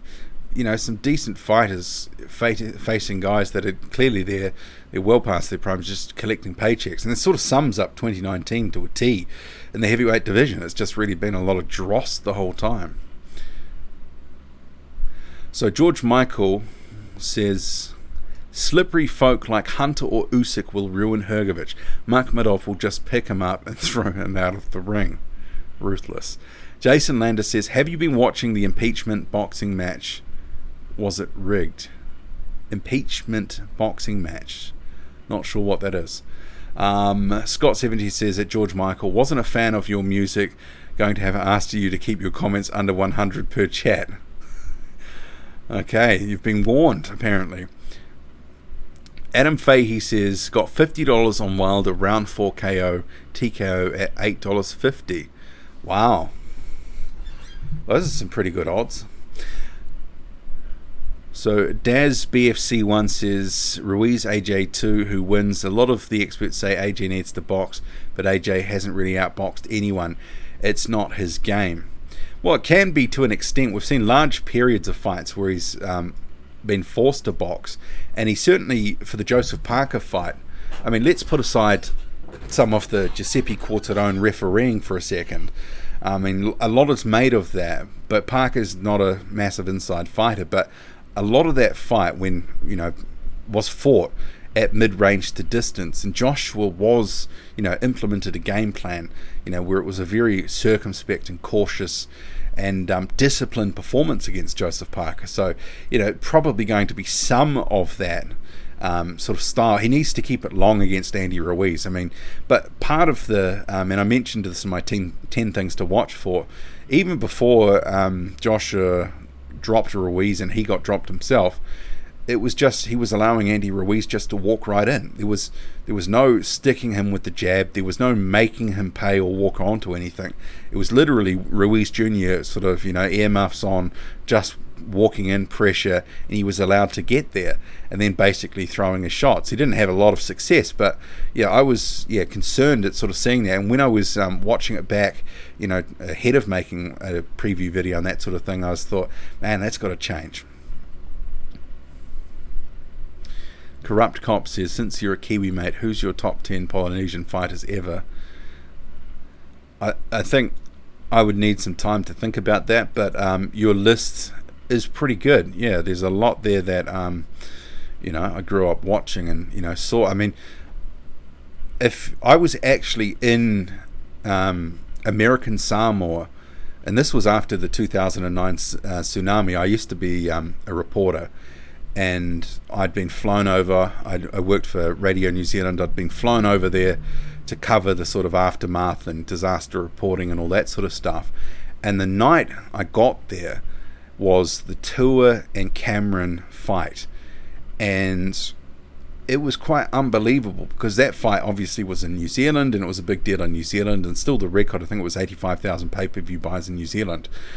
But in American Samoa, and Samoa, to be fair, it was, yeah, because obviously Tua and his heritage, it was massive in terms of just one of the things that I kept getting asked there before, you know, that fight had happened was, who did I think was going to win? Was it Tua or Cameron? It was kind of surreal. And, you know, a lot of these people, and especially because there'd been this sort of devastation around the area, that was something that sort of was helping perk their spirits up. And yeah, it was kind of bizarre, sort of being in that sort of setting. But that was, you know, a fight in New Zealand was something that they really had their eye on. It was a little bit surreal. So Hawker Mustang says, do you think that Wilder will give Fraser Kendo a shot at the title next year? I hope not. I really got to. I hope the WBA and Fraser Kendo can come to some sort of settlement, because, you know, he's clearly not giving up, you know, his, you know, shot at a title that he's owed. He's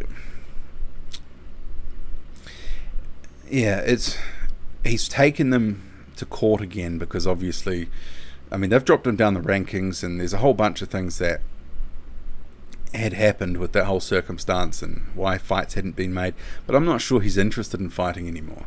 I think he really is looking to cash out and get the paycheck. But who's going to pay him that? I mean, he said, and he butted into some tweets on my Twitter from way back in like April or something like that, that they should just make him a champion. And I was like, for what though? You know, and why? And he sort of, his response to a couple of people who were sort of saying give it up and, you know, basically saying he was trash was, you know, why should he be spending all his money on training camps for fights to not happen? I don't know, that whole just Frizikendo situation just goes on and on and on.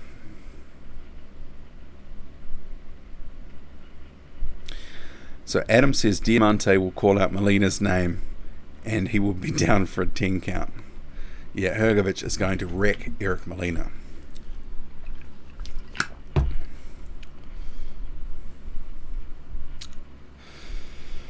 The PBC and Wilder will say that Frizikendo is the heavyweight boogeyman.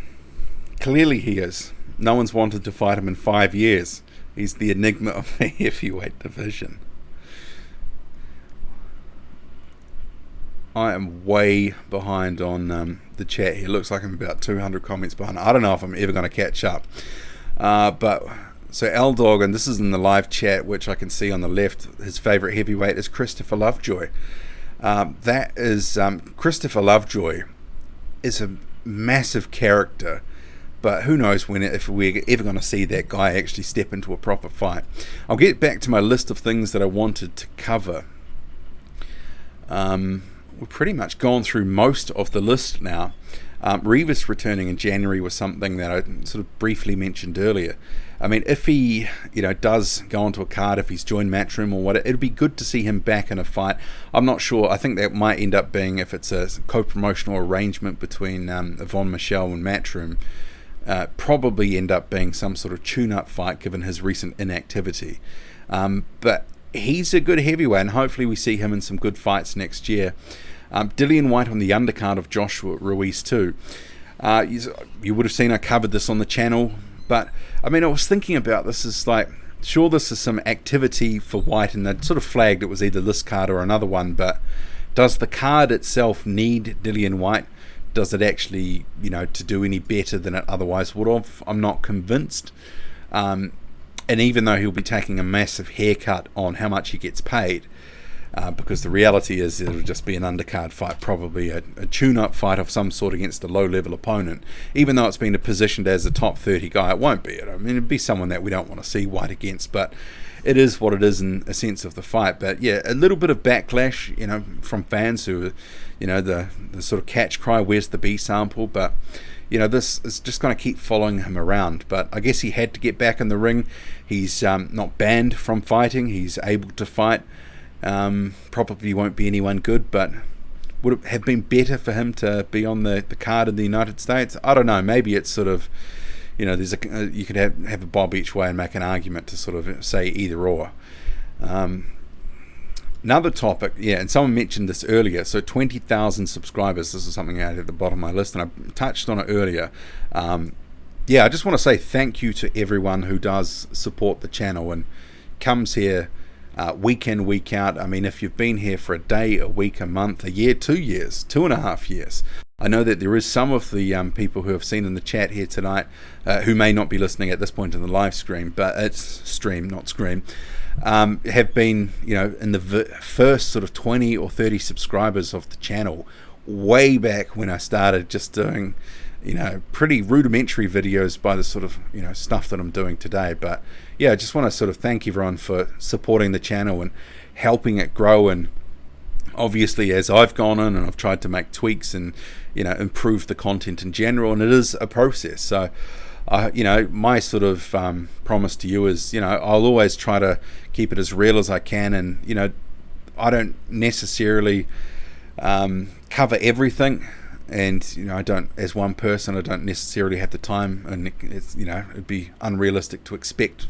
that I could. But I mean, some of these videos that I do from time to time, and I know some people say of some of the, say, the rankings videos, why are you covering these rankings? You know, these organizations don't deserve a mention. But often on a monthly basis, with some of the names that are, you know, in the rankings, that might be the only time I can talk about them in a sort of short, concise way, you know, for a month or two. Sometimes, you know, some fighters don't lend themselves to being in a full video. So I try to, when I do heavyweight news mashups or the heavyweight news in brief videos or other things like the live stream, I can mention some of these things that I haven't gotten around to doing a video, or maybe in and of itself it doesn't warrant it. Like say Rivas fighting in January, all the details aren't firmed up, so I didn't want to do anything until it is. But I get to talk about it here. So, I mean, there's lots of avenues, because I don't want to just ever be covering the top 2 or 3 or 4 guys in the division, because that would just bore me to tears. And I know that, I'm probably leaving, YouTube ad revenue on the ground by sort of, opting to take sometimes lower, heavyweights in terms of their popularity. But just for my sanity of mind, I have to, keep it varied, because otherwise I'll just, I'd burn out from just doing the same 2, 3, 4, 5 guys. And I know that there's channels that just do that. It's very, a few about, it's not for me. But yeah, sort of got off track there. What I was talking about was, I wanted to just thank you for supporting the channel week in, week out. I know not everyone watches every video, but if you're watching one video or watching them all, just wanted to say thank you. And yeah, I was pretty chuffed to get to 20,000, and I did wait a week or two before actually saying anything or acknowledging it, because I did have, I think it was at like 3,000 or something. I sort of did a video when it was like at about 3,004, and then some obviously people who were either jokers or just malicious characters unsubbed to get me back under 3,000. So I learnt my lesson from that one. So Marlo2243 says Parker also tried to get on other cards and offered to lower the purse and were turned down. I guess the thing with that though, Marlo, is that Joseph Parker and Duco have certain expectations. They say that they're lowering their purses, but he is there as one of their premier heavyweights. And even if they're saying that they're lowering the purse, I'm sure that in the context of how much money is available for a certain event, they were probably asking for more than that they could actually afford for that event, given they'd already fleshed out the main event, co-main event, and those sorts of fights. And let's face it, Duco's always, held a premium for Joseph Parker's purses, so I'm not buying too much into that. They're probably still, asking a huge amount, which in terms of, what would have been available, just the numbers may not have worked. So Lubuck says the PBC lack quality heavyweights. I don't agree with that. I think they've got some decent heavyweights, but a lot of them just don't fight enough. I mean, you look at that stable, they've got about 10 or 12 heavyweights of good up-and-coming prospect. In FA Jagba, you have the likes of Gerald Washington, Charles Martin, Luis Ortiz, Deontay Wilder. There's a stack of guys there, but some of it, Adam Kovnatski, some of it, they're just not fighting enough. And when they are fighting, they're generally fighting each other. Someone was asking me who I thought might be an opponent for Charles Martin. And I sort of had to look at the names that were there, and I thought, well, he's fought most of these guys. With there's a lot of in-house fights that have been held, and I thought, well, one of the few guys he hasn't fought is Dominic Breazeale. Maybe that would make sense.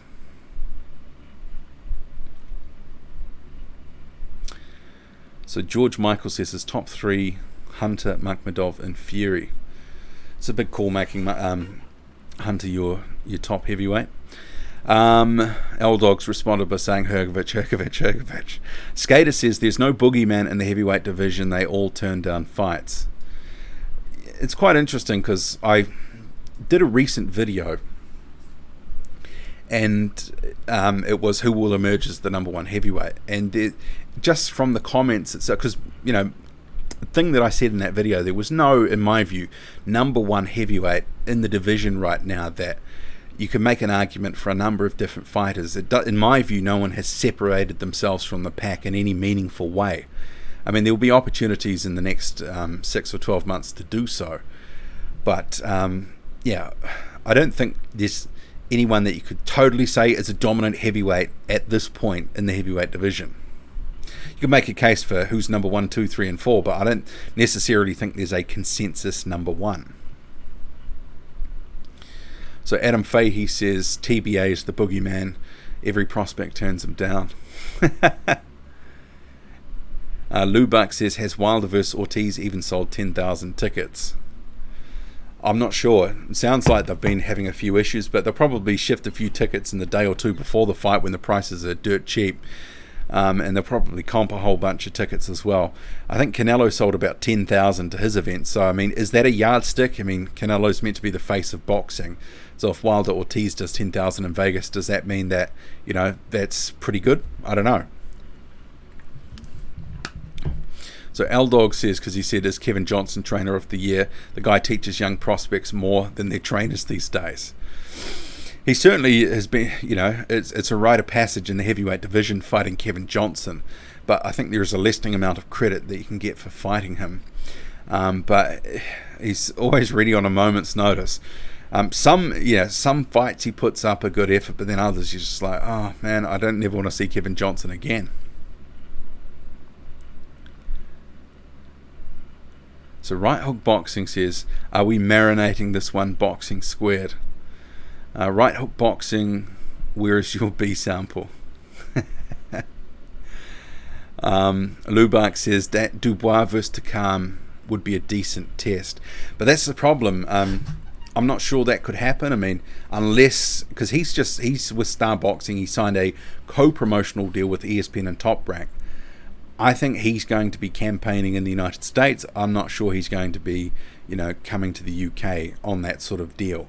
I mean, it depends if the money's right, but Frank Warren's going to have to pull his checkbook out soon to get some better names for Dubois. But I'm not too worried about, you know, because he's had some decent fights this year, in terms of activity at least, and obviously a good fight against Nathan Gorman. But we've got to see less of, in the coming year for Dubois, the less of Ebenezer Tete and Richard Lattes and Fujimoto's. And I think we're going to be saying that they'll put Fujimoto's health at risk after the knockout happens next week. Adam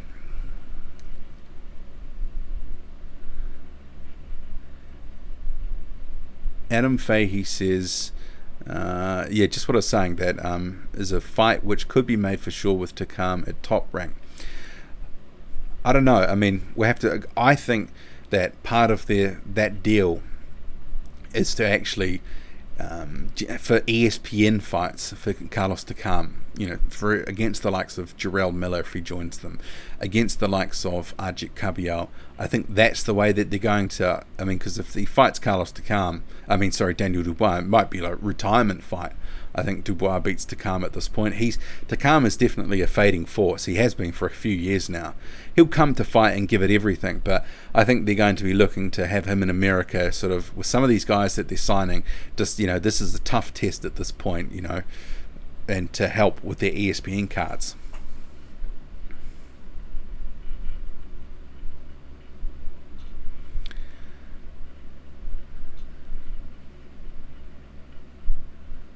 So Big Boys Boxing says Junior Farr beat Makhmedov with movement in the World Series of Boxing. Yeah, I mean, and that's the thing. Makhmedov against a guy that's stationary looks devastating. But Johnny Rice was able to survive a number of rounds. And he got a few good looks away against Makhmedov, but Makhmedov was always in control. But if you get someone who's a higher caliber of heavyweight in terms of their skills, Makhmedov could have a few issues landing. I mean, I think we've seen it in other fights this year. I mean, obviously, someone like a Senad Gashi and Derek Chisora is maybe not the best example, but it's an example where if someone is on their bike against a brawler like a Chisora, I mean, Chisora just had no answer for Gashi, but Gashi didn't come to win. But you'd need to have someone, you know, like I could see someone like a Michael Hunter having success against a Makhmedov.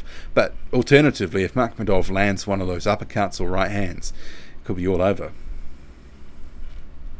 So Big Boys Boxing says 6 p.m. main event in New Zealand.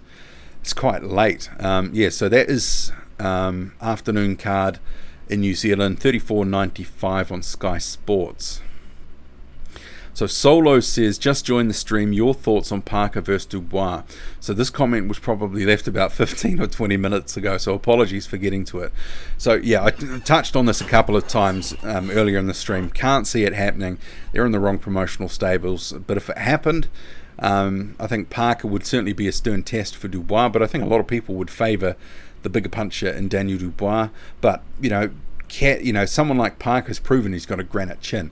Is that fight really going to get made? Yeah, not so sure. But it's one that Frank Warren's talked about all the way back to 2017.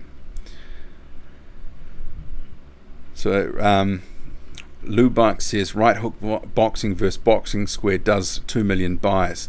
Well, that'll certainly be the body on my resume that I've been looking for. So Sam Greer says Big Boys Boxing 605ers when Wilder wins by KO. So that must be a second round KO that you're predicting there, Sam. Hawker Mustang says L Dog, maybe them boys will beat Lomachenko when he's 40. Well, I think at least one thing I'll say about, even though the heavyweight division has been a little bit disappointing this year, I think the schedule apart from the Wilder Ortiz fight, it's pretty light this weekend. It's been light the last couple of weekends, but we've been relatively speaking treated to a lot of really good and competitive and big fights in other divisions this year, which is, as a boxing fan, because I watch, boxing outside of covering the heavyweight division, it's been really good.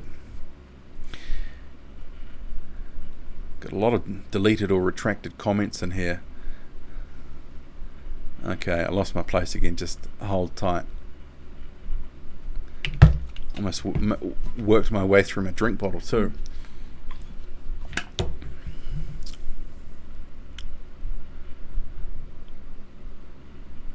So Adam Fahey says, who was Mladen Malas promoted by? Greg Cohen. And I know that because Serafina, who's part of Greg Cohen Promotions, when he got ranked a few months back, she said on her Instagram, this is why you sign with Greg Cohen Promotions, we can get you ranked. Okay, I'm going back to, there's like a whole bunch of, oh my god, there's so many comments here. Apologies for getting so far behind. You guys write like crazy here.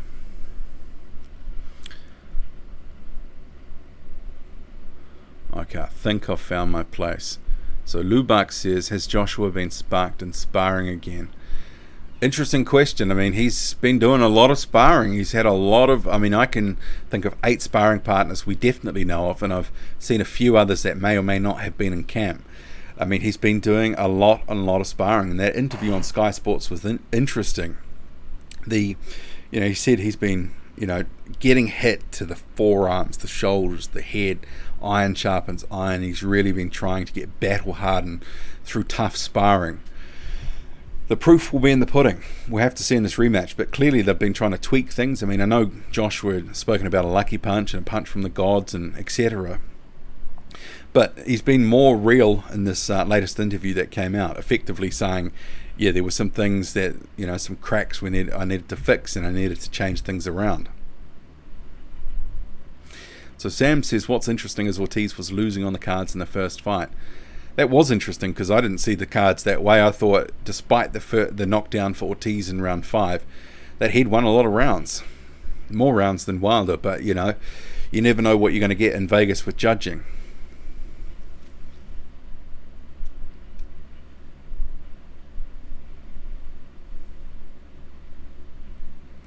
So Adam says, Guido under Team Barry now. Yes, he is. I'd be interested to, because he's obviously a top-ranked fighter and, half a dozen fights or so on the resume. Very under the radar at this point. So Lubak says, Yoka has a quality jab. Yeah, and he moves like a gazelle. He's, very fleet of foot. I mean, a few of his fights that he's had, like the Dimitrenko and the Wallish one, it kind of felt like there was Dimitrenko just kind of quit and Wallish a little bit too.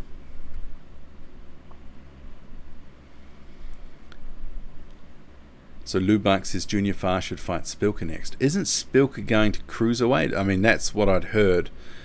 Maybe he will have more success there, but then again, that's not going to improve his chin either. Artis Spilker, I think he is washed. So Farr should fight an in-house Stabella Entertainment fight against George Arias. I think that sort of level would be a bit better than where he has been fighting, and I mean, maybe that should have been a topic I had on my list in terms of Farr in that fight with Devin Vargas. It was a very fun and competitive fight, but at this point, if Junior Farr is at the level that him and his team believe that he's at, he should be sort of outclassing Devin Vargas. Albeit he's got some pedigree from the amateurs and being an Olympian, but he's pretty long in the tooth now, and there were moments in there where I thought Farr could have done a little bit better, but Farr himself was getting tagged with that left hook by Vargas, a number of times in that fight. few things that I was a little concerned about, but let's not take it away. It was a win, and it was a good fight. That was, sometimes can be a little bit, analyze these things to death, but that was a fun fight.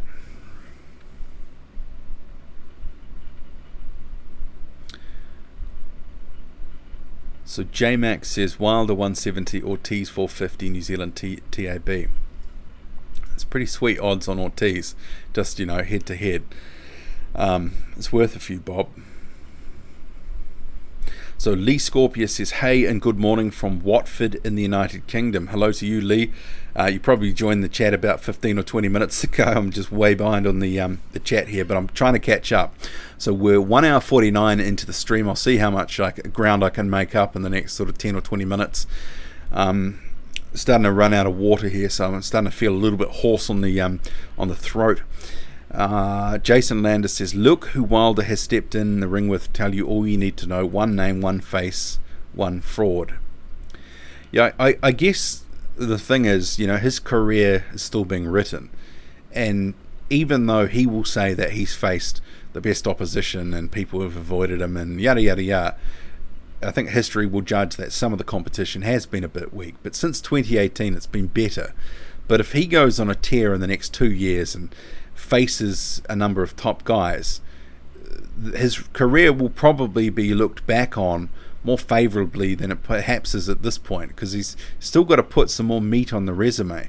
I mean, I've said for a number of times, some of those earlier wins of the championship career, those were just sort of middling type heavyweights, top 30 sort of guys that he gave an opportunity, Spilker, Dorper, Molina, guys that didn't necessarily deserve a title shot, but for that point in his career were safe choices. It's middling meat, as I sort of described it, but if he sort of gets Ortiz another win, if he beat Tyson Fury, if he went on to beat a couple of other top names, all of a sudden the resume starts to look relatively strong. I mean, when you go back and look at some other heavyweights through history, sometimes they only have a small number of very good wins on their resume, but they might be considered an all-time great. I mean, once you strip out the sort of the build-up fights and then the sort of step up to a championship fight, and even some of the championship fights sometimes can be against overmatched opponents. And I think the standard against which we hold some of these guys to it seems to be quite a high bar these days compared to maybe what it was. I mean, there used to be a number of fighters that would be fighting almost every other month, but they wouldn't necessarily put their title on the line. But that's prize fighting, I guess. But yeah, we'll see what happens. I mean, I saw that Ortiz called Wilder the dominant heavyweight of the decade, and yeah, I mean, I think if you were to analyse that, I think Vladimir Klitschko certainly would have a case. When you see the likes of Povetkin and Pulev on his record, and others, a number of good names on his resume. So Lou Buck says Wilder getting 3 million and Ortiz 1.5 million purses. That'll be the minimum guarantee, so there'll be a whole bunch of upside for them. What that will end up being, we don't know. As I mentioned earlier in the stream when I talked about that, unlikely to be 7 million total for Luis Ortiz, but yeah, we'll see. So Sammy Long says Ortiz looked old and slow in his last two. I think Wilder stops him early. Didn't look great against Christian Hammer. He was getting hit with the right hand a lot, but as I was opened up the stream with this promotion, Fox has really thrown everything at it and done a really good job. It's been sort of a high quality promotion in terms of the way that they've built it and hyped it, and the things that they've done, the fight camp. I've enjoyed, and I think a lot of people have started to warm up to the idea of Ortiz being more competitive than maybe they would expect. I don't think everyone who's sort of seen Ortiz looking a bit younger and a bit more ripped have thought he's going to win, but maybe they've sort of paused and thought, well, maybe it'll go a few more rounds than I expected. And if we get a good fight and it goes half a dozen 8 rounds and there's a whole bunch of action, well, that'll be good for me. So James says, I like your videos, you're always fair. Well, thank you, James. Thank you for joining the live stream here. Liberalism is a cult. Sad for Ortiz as he was offered 7 million, which he may have won and would have been in for a 10 million rematch. I do hope Ortiz wins against Wilder.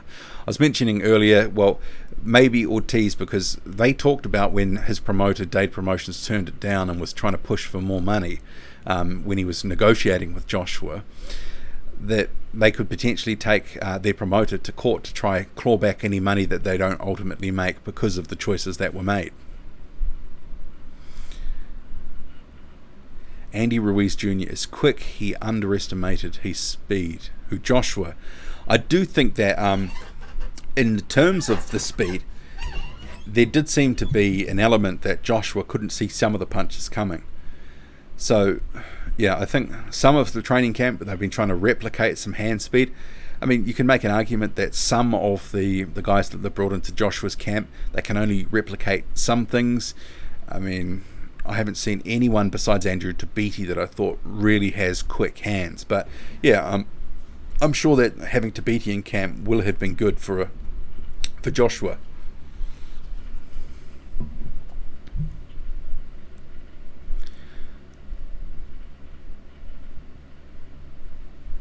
So Sammy Long says most of those Cuban defectors get managed poorly. Yeah, well, Ortiz, even if he only gets his minimum career high payday, but yeah, you'd have to say if he misses out on millions, that is poor management for not taking the $7 million when it was offered.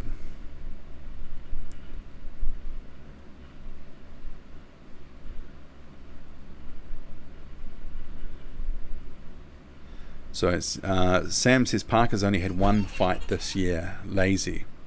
Well, it would have been two, bar the spider bite, but the first 6 months of the year, that was on them for not taking the April card against Chisora. So Skater says, I'm calling it now. Look out for Ngannou as a top heavyweight boxing contender over the next couple of years. I guess there will be, I guess in some ways, once Dana White comes in, there might end up being what there used to be when people were crossing over to MMA, but in reverse. Those people who've maybe only ever grown up with MMA or been wedded to that might actually become more interested in boxing because of the names that are there. Someone like an Ngannou comes in, it would be interesting. I mean, there's a lot of UFC fighters who almost exclusively sort of standard trade.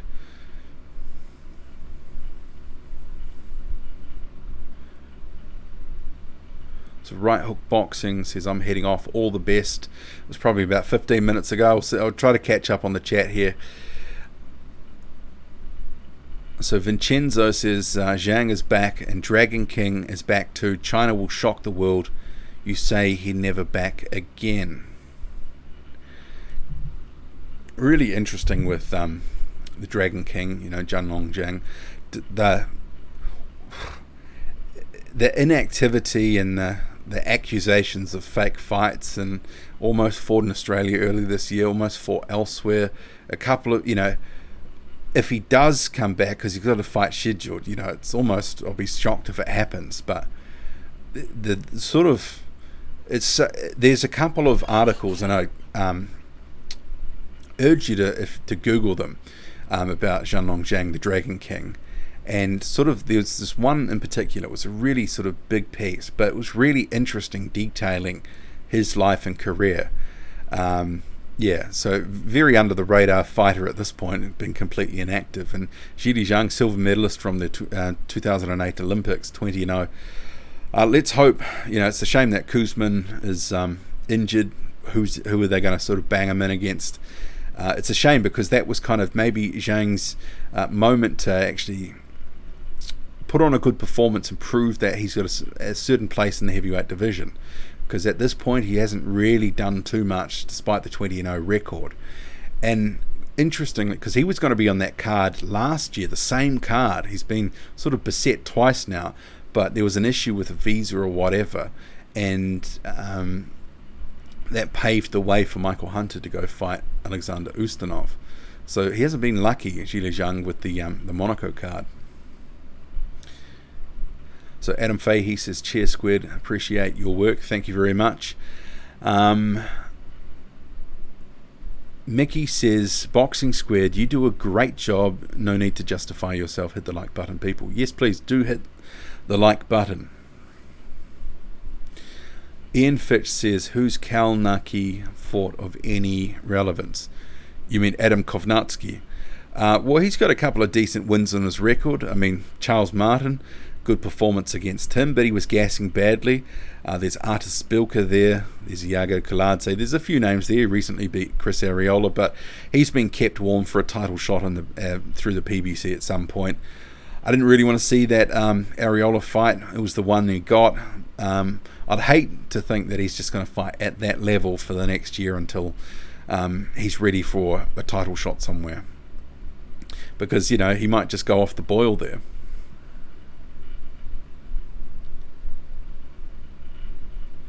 So Jason Lander says, do a few cat boxing videos to get some more subscribers. Oh. So Liberalism as a Cult says 20k subs now, it should rise faster and faster. Well, that's always the goal. I mean, the biggest thing about YouTube is consistency. It's, yeah, I mean, I hope the quality of video is there. I mean, it's not always going to be everyone's cup of tea. I mean, to some degree, I do one division of a niche sport. So, I mean, I'm pretty happy with the growth and the development, and I hope that it continues to grow.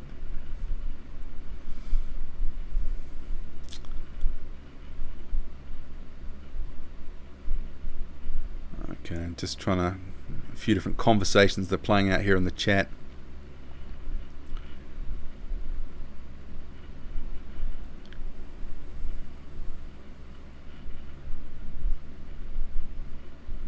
So Ozzy says, I don't know why Wilder struggles to sell tickets when he has one of the best knockout records in heavyweight history. Well, I mean, I've always thought in regards to Wilder, the thing that's hampered him is he doesn't have a promoter. I mean, I think a promoter does actually, you know, serve a purpose to promote your fighters. And I don't think he's always had, I mean, Wilder, I don't think sometimes helps himself because he has these different personas and he's not necessarily consistent, and sometimes he says controversial and confronting things, and I think that does turn people off. But, you know, earlier in the championship career, having a lot of fights against people didn't really want to see. I mean, his star has really grown since 2018 when he started being in more interesting fights, let's face it. I mean, he's sort of, in the last year or two, really blown up and become a much bigger star within boxing than he was.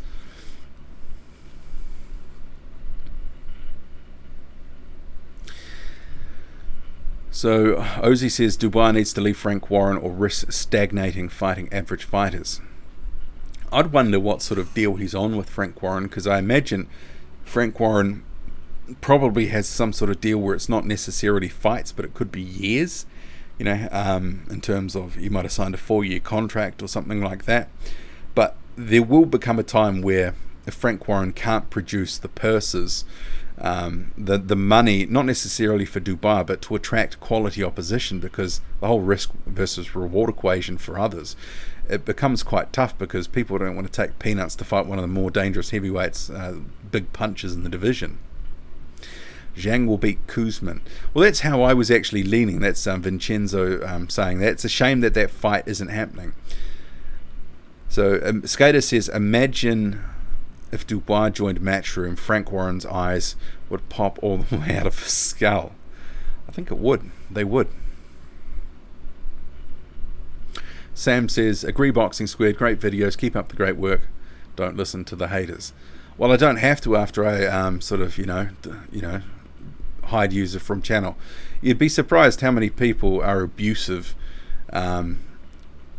for next to nothing. The fanboys, some of the stuff, it just gets crazy.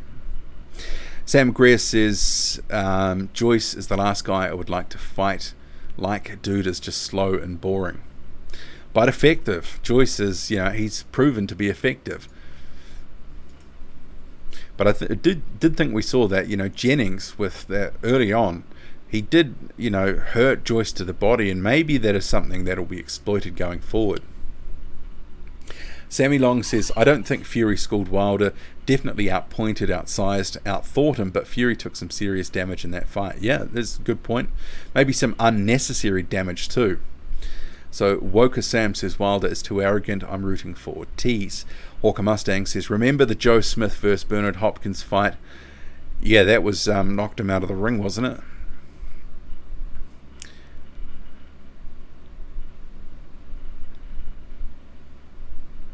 Liberalism is a cult. Does anyone know why Jarrell Miller has black Polska on his trunks? I know he is close with Kovnatski. Yeah, I mean, that's effectively it. That he's trying to play up to the Polish audience. George Michael says Makhmedov will lift Miller out of the ring. Maybe with an uppercut he might be able to do that, but that would be a hell of a thing to try to do.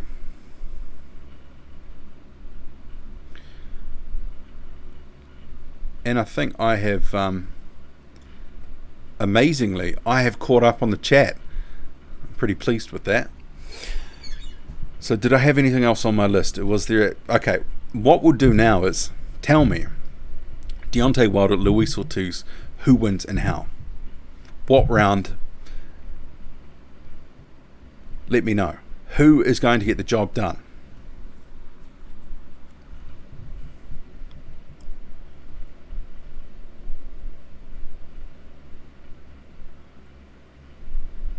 Angus Young says that Jennings versus Joyce fight should have been a lot closer. Yeah, I agree. It seemed to be Jennings just couldn't let his hands go, but I think that might have been partly because of just the volume of Joyce. It's almost like defense in a way. Jennings just couldn't seem to let enough punches go. That was his problem. So Wilder Ortiz, we'll round out the live stream with this. So we've got the predictions coming in. 47 in the chat. Once again, thank you for joining, one and all, wherever you are, morning, noon or night. I appreciate you supporting the channel. And I know that the live stream is not, for some people it's not their cup of tea, but people who've come and enjoyed it and have been contributing or just listening and enjoying it wherever you are in the world, I thank you. So we'll get to these predictions. So John says Wilder KO round 10 or 11. Sam says Ortiz round 8. Liam says Wilder round 2. Scott says Wilder on points. That's a big call. I don't think we've seen too many calls on that. Aussie says Wilder 4th round. George Michael Wilder KO round 4. AZ Wilder KO 3. Bacon and Eggs says Ortiz by stoppage in the 7th. Big call. Aussie says, but it will be a war, both men getting knocked down. If Wilder does get knocked down, that'll be one of the few times in his career. I mean, certainly there's that video of him getting knocked down in his career that sort of has mysteriously disappeared from the internet, it appears. Liam says, what has Ortiz done since the defeat to Wilder to deserve another title shot? Well, knocked out Razvan Kajanu, stopped late Travis Kaufman, didn't look great though. He looked okay. Christian Hammer fought him. That was a tough fight. I mean, Hammer was having success. If he fights the same way he did against Christian Hammer, he gets knocked out. Angus says Ortiz round 7. Corrupt Cop rematch is going the distance. Wilder knows to be smarter and King Kong will be fitter. Udamanbra. WB Wilder KO round 8. Will race for food. One more thing about live stream from Wilder Ortiz. Woker Sam says Ortiz has one of the best boxing skills in heavyweight, but is too old. Will race for food. In some countries, for example in Poland, stream is free, so you only need to change your IP and you'll be able to watch it for free. Jason says if Ortiz doesn't go after Wilder, he can win. Wilder waits to time a massive fight. Yeah, I mean, I think there's a lot of people that I've sort of seen saying that Wilder's just going to go bull out of a gate and go for a devastating knockout in round 1, but I think he respects Ortiz more than that. I think he knows that Ortiz is not Berman Stavern. He's coming in shape. He's still dangerous. Berman Stavern at 40 wasn't dangerous. Ortiz at 40 is dangerous. Well, allegedly 40. So Will Magic Man says a draw. Now, wouldn't that be something? And if that did happen, maybe we'd see Wilder Ortiz 3. If it goes the distance, Ortiz will get robbed. I can't see this going the distance. I mean, I'm picking Wilder between round 6 and 8, but even there, I mean, if it goes the distance, I think I'd be shocked. I'd imagine there would be some pretty decent money on the from the bookies on a draw or it going the distance. I mean, what is the draw paying? It must be, what, $20 or $30 or something like that? Angus Young, Wilder cut above the eye in the 7th round and Ortiz wins by dock stoppage. I mean, who knows what I mean, wouldn't it be funny if we saw something like that? There's some drama, some unexpected drama. And for me, that made, I mean, because remember the Wallen and Fury fight, I was, compared to a lot of people, was expecting that Wallen would come better than advertised. But the cut changed that fight so dramatically, it made it so much better to watch. And if there was similar sort of drama, that would be quite tasty. I mean, you never want to see a fighter cut like that because it does alter the fight, but it does add drama and intrigue. So if it goes the distance... Oh, so yeah, I just said round 6 and 8. Azzy, somewhere there for a Wilder KO. Philip Crew, Wilder round 4, maybe 1.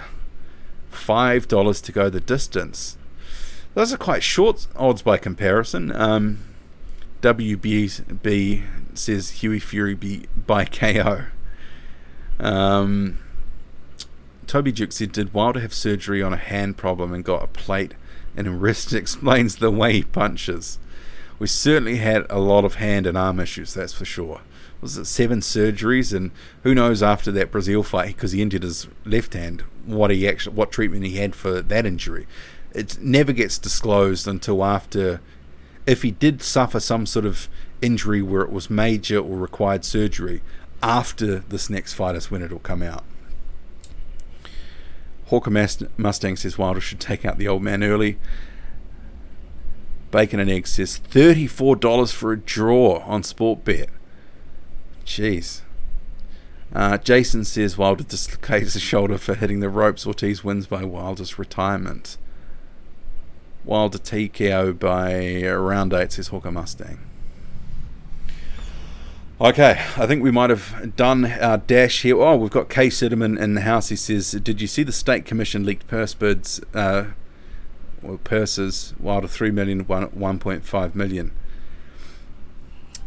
We did cover that earlier in the stream. That will be a minimum and there will be pay-per-view upside, but enough upside to get Luis Ortiz to 7 million, I would doubt it. But I did sort of say earlier as well, PBC and Fox have done a great job to try build up a fight, really, that no one, most people are a little bit, ambivalent about.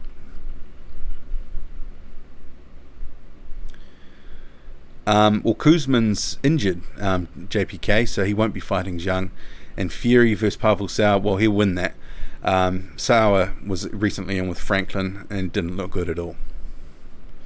Lubak, Ortiz will tire after 5 rounds and become a sitting duck. Will tire, not retire. Yeah, it is 11:45 here, Angus. So we've been going for 2 hours, 11 minutes and 50 seconds. We've got through the topics. I caught up on the chat amazingly. I was about 200 comments behind at one point, but we got there. So everyone, wherever you are in the world, morning, noon or night, hopefully you've enjoyed the stream for however long you've been listening, and you have a good weekend. And let's hope it's a good fight this weekend, Wilder Ortiz. So my official prediction, as I've been saying for a while now, is Wilder to win earlier than the first fight. I'm picking between rounds 6 and 8. I do think there'll be a feeling up process for a round or two. Some people think the action will start from the first bell. I can't see it. I think Wilder will be a bit circumspect. He will wait to launch the right hand, but be a very entertaining fight. I'm hoping for drama, intrigue, especially given it is pay-per-view. But everyone, have a good night, have a good weekend, and we'll be back here this time next week, well, minus 2 hours, 9:30 New Zealand Standard Time, Friday night, and we'll catch you then. But obviously there'll be videos in the interim, so have a good weekend. Thank you to everyone for tuning in.